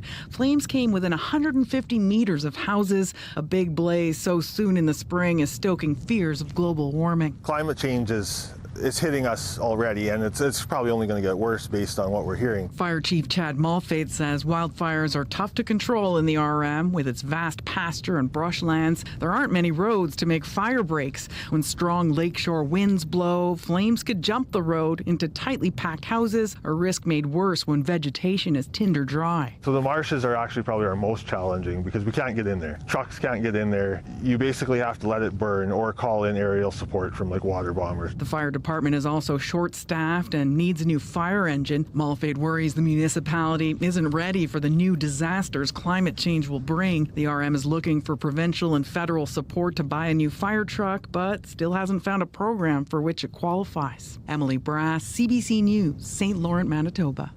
Well, it was a wild game one of the opening series of the NHL playoffs. Lowry in, Dangle, shot, post, it hit 3 posts. The left post, the right post, and back to the left. Adam Lowry in the third period there on ESPN, and that sound was how crazy the game was, how nerve-wracking it was from start to finish. Lowry scoring twice, Kyle Connor also scoring twice, lifting the Jets to a 7-6 win over the Colorado Avalanche. Jets coach Rick Bowness says they'll take the win, but there is plenty of cleaning up to be done. It wasn't exactly how we drew it up, but if that's the way it goes, that's the way it goes. Our top guys, their top guys took over. Our top guys took over. It wasn't. It was just the type of game that it evolved into, and then you play it out, and we found a way to get the win. So we'll take it. You can see some of the analysis and the highlights of that game on our website. Game 2 goes tomorrow night in downtown Winnipeg. And you can always get more news throughout the day at cbc.ca/Manitoba. Thank you, Heather. You're welcome. Thanks to Heather Wells and Megan Ketcherson and Joni Nicolo in our news center.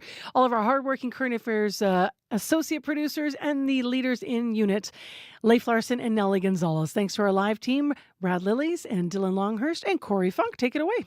8 degrees right now, heading for a high of 17 today here in Winnipeg. Slight chance of thunder showers this afternoon, late this afternoon, but 30% chance of showers overall right across southern Manitoba. All right, take care, everyone. Thank you so much for listening to Information Radio right here on 89.3 FM, 990 AM on the app or YouTube. We'll talk to you tomorrow.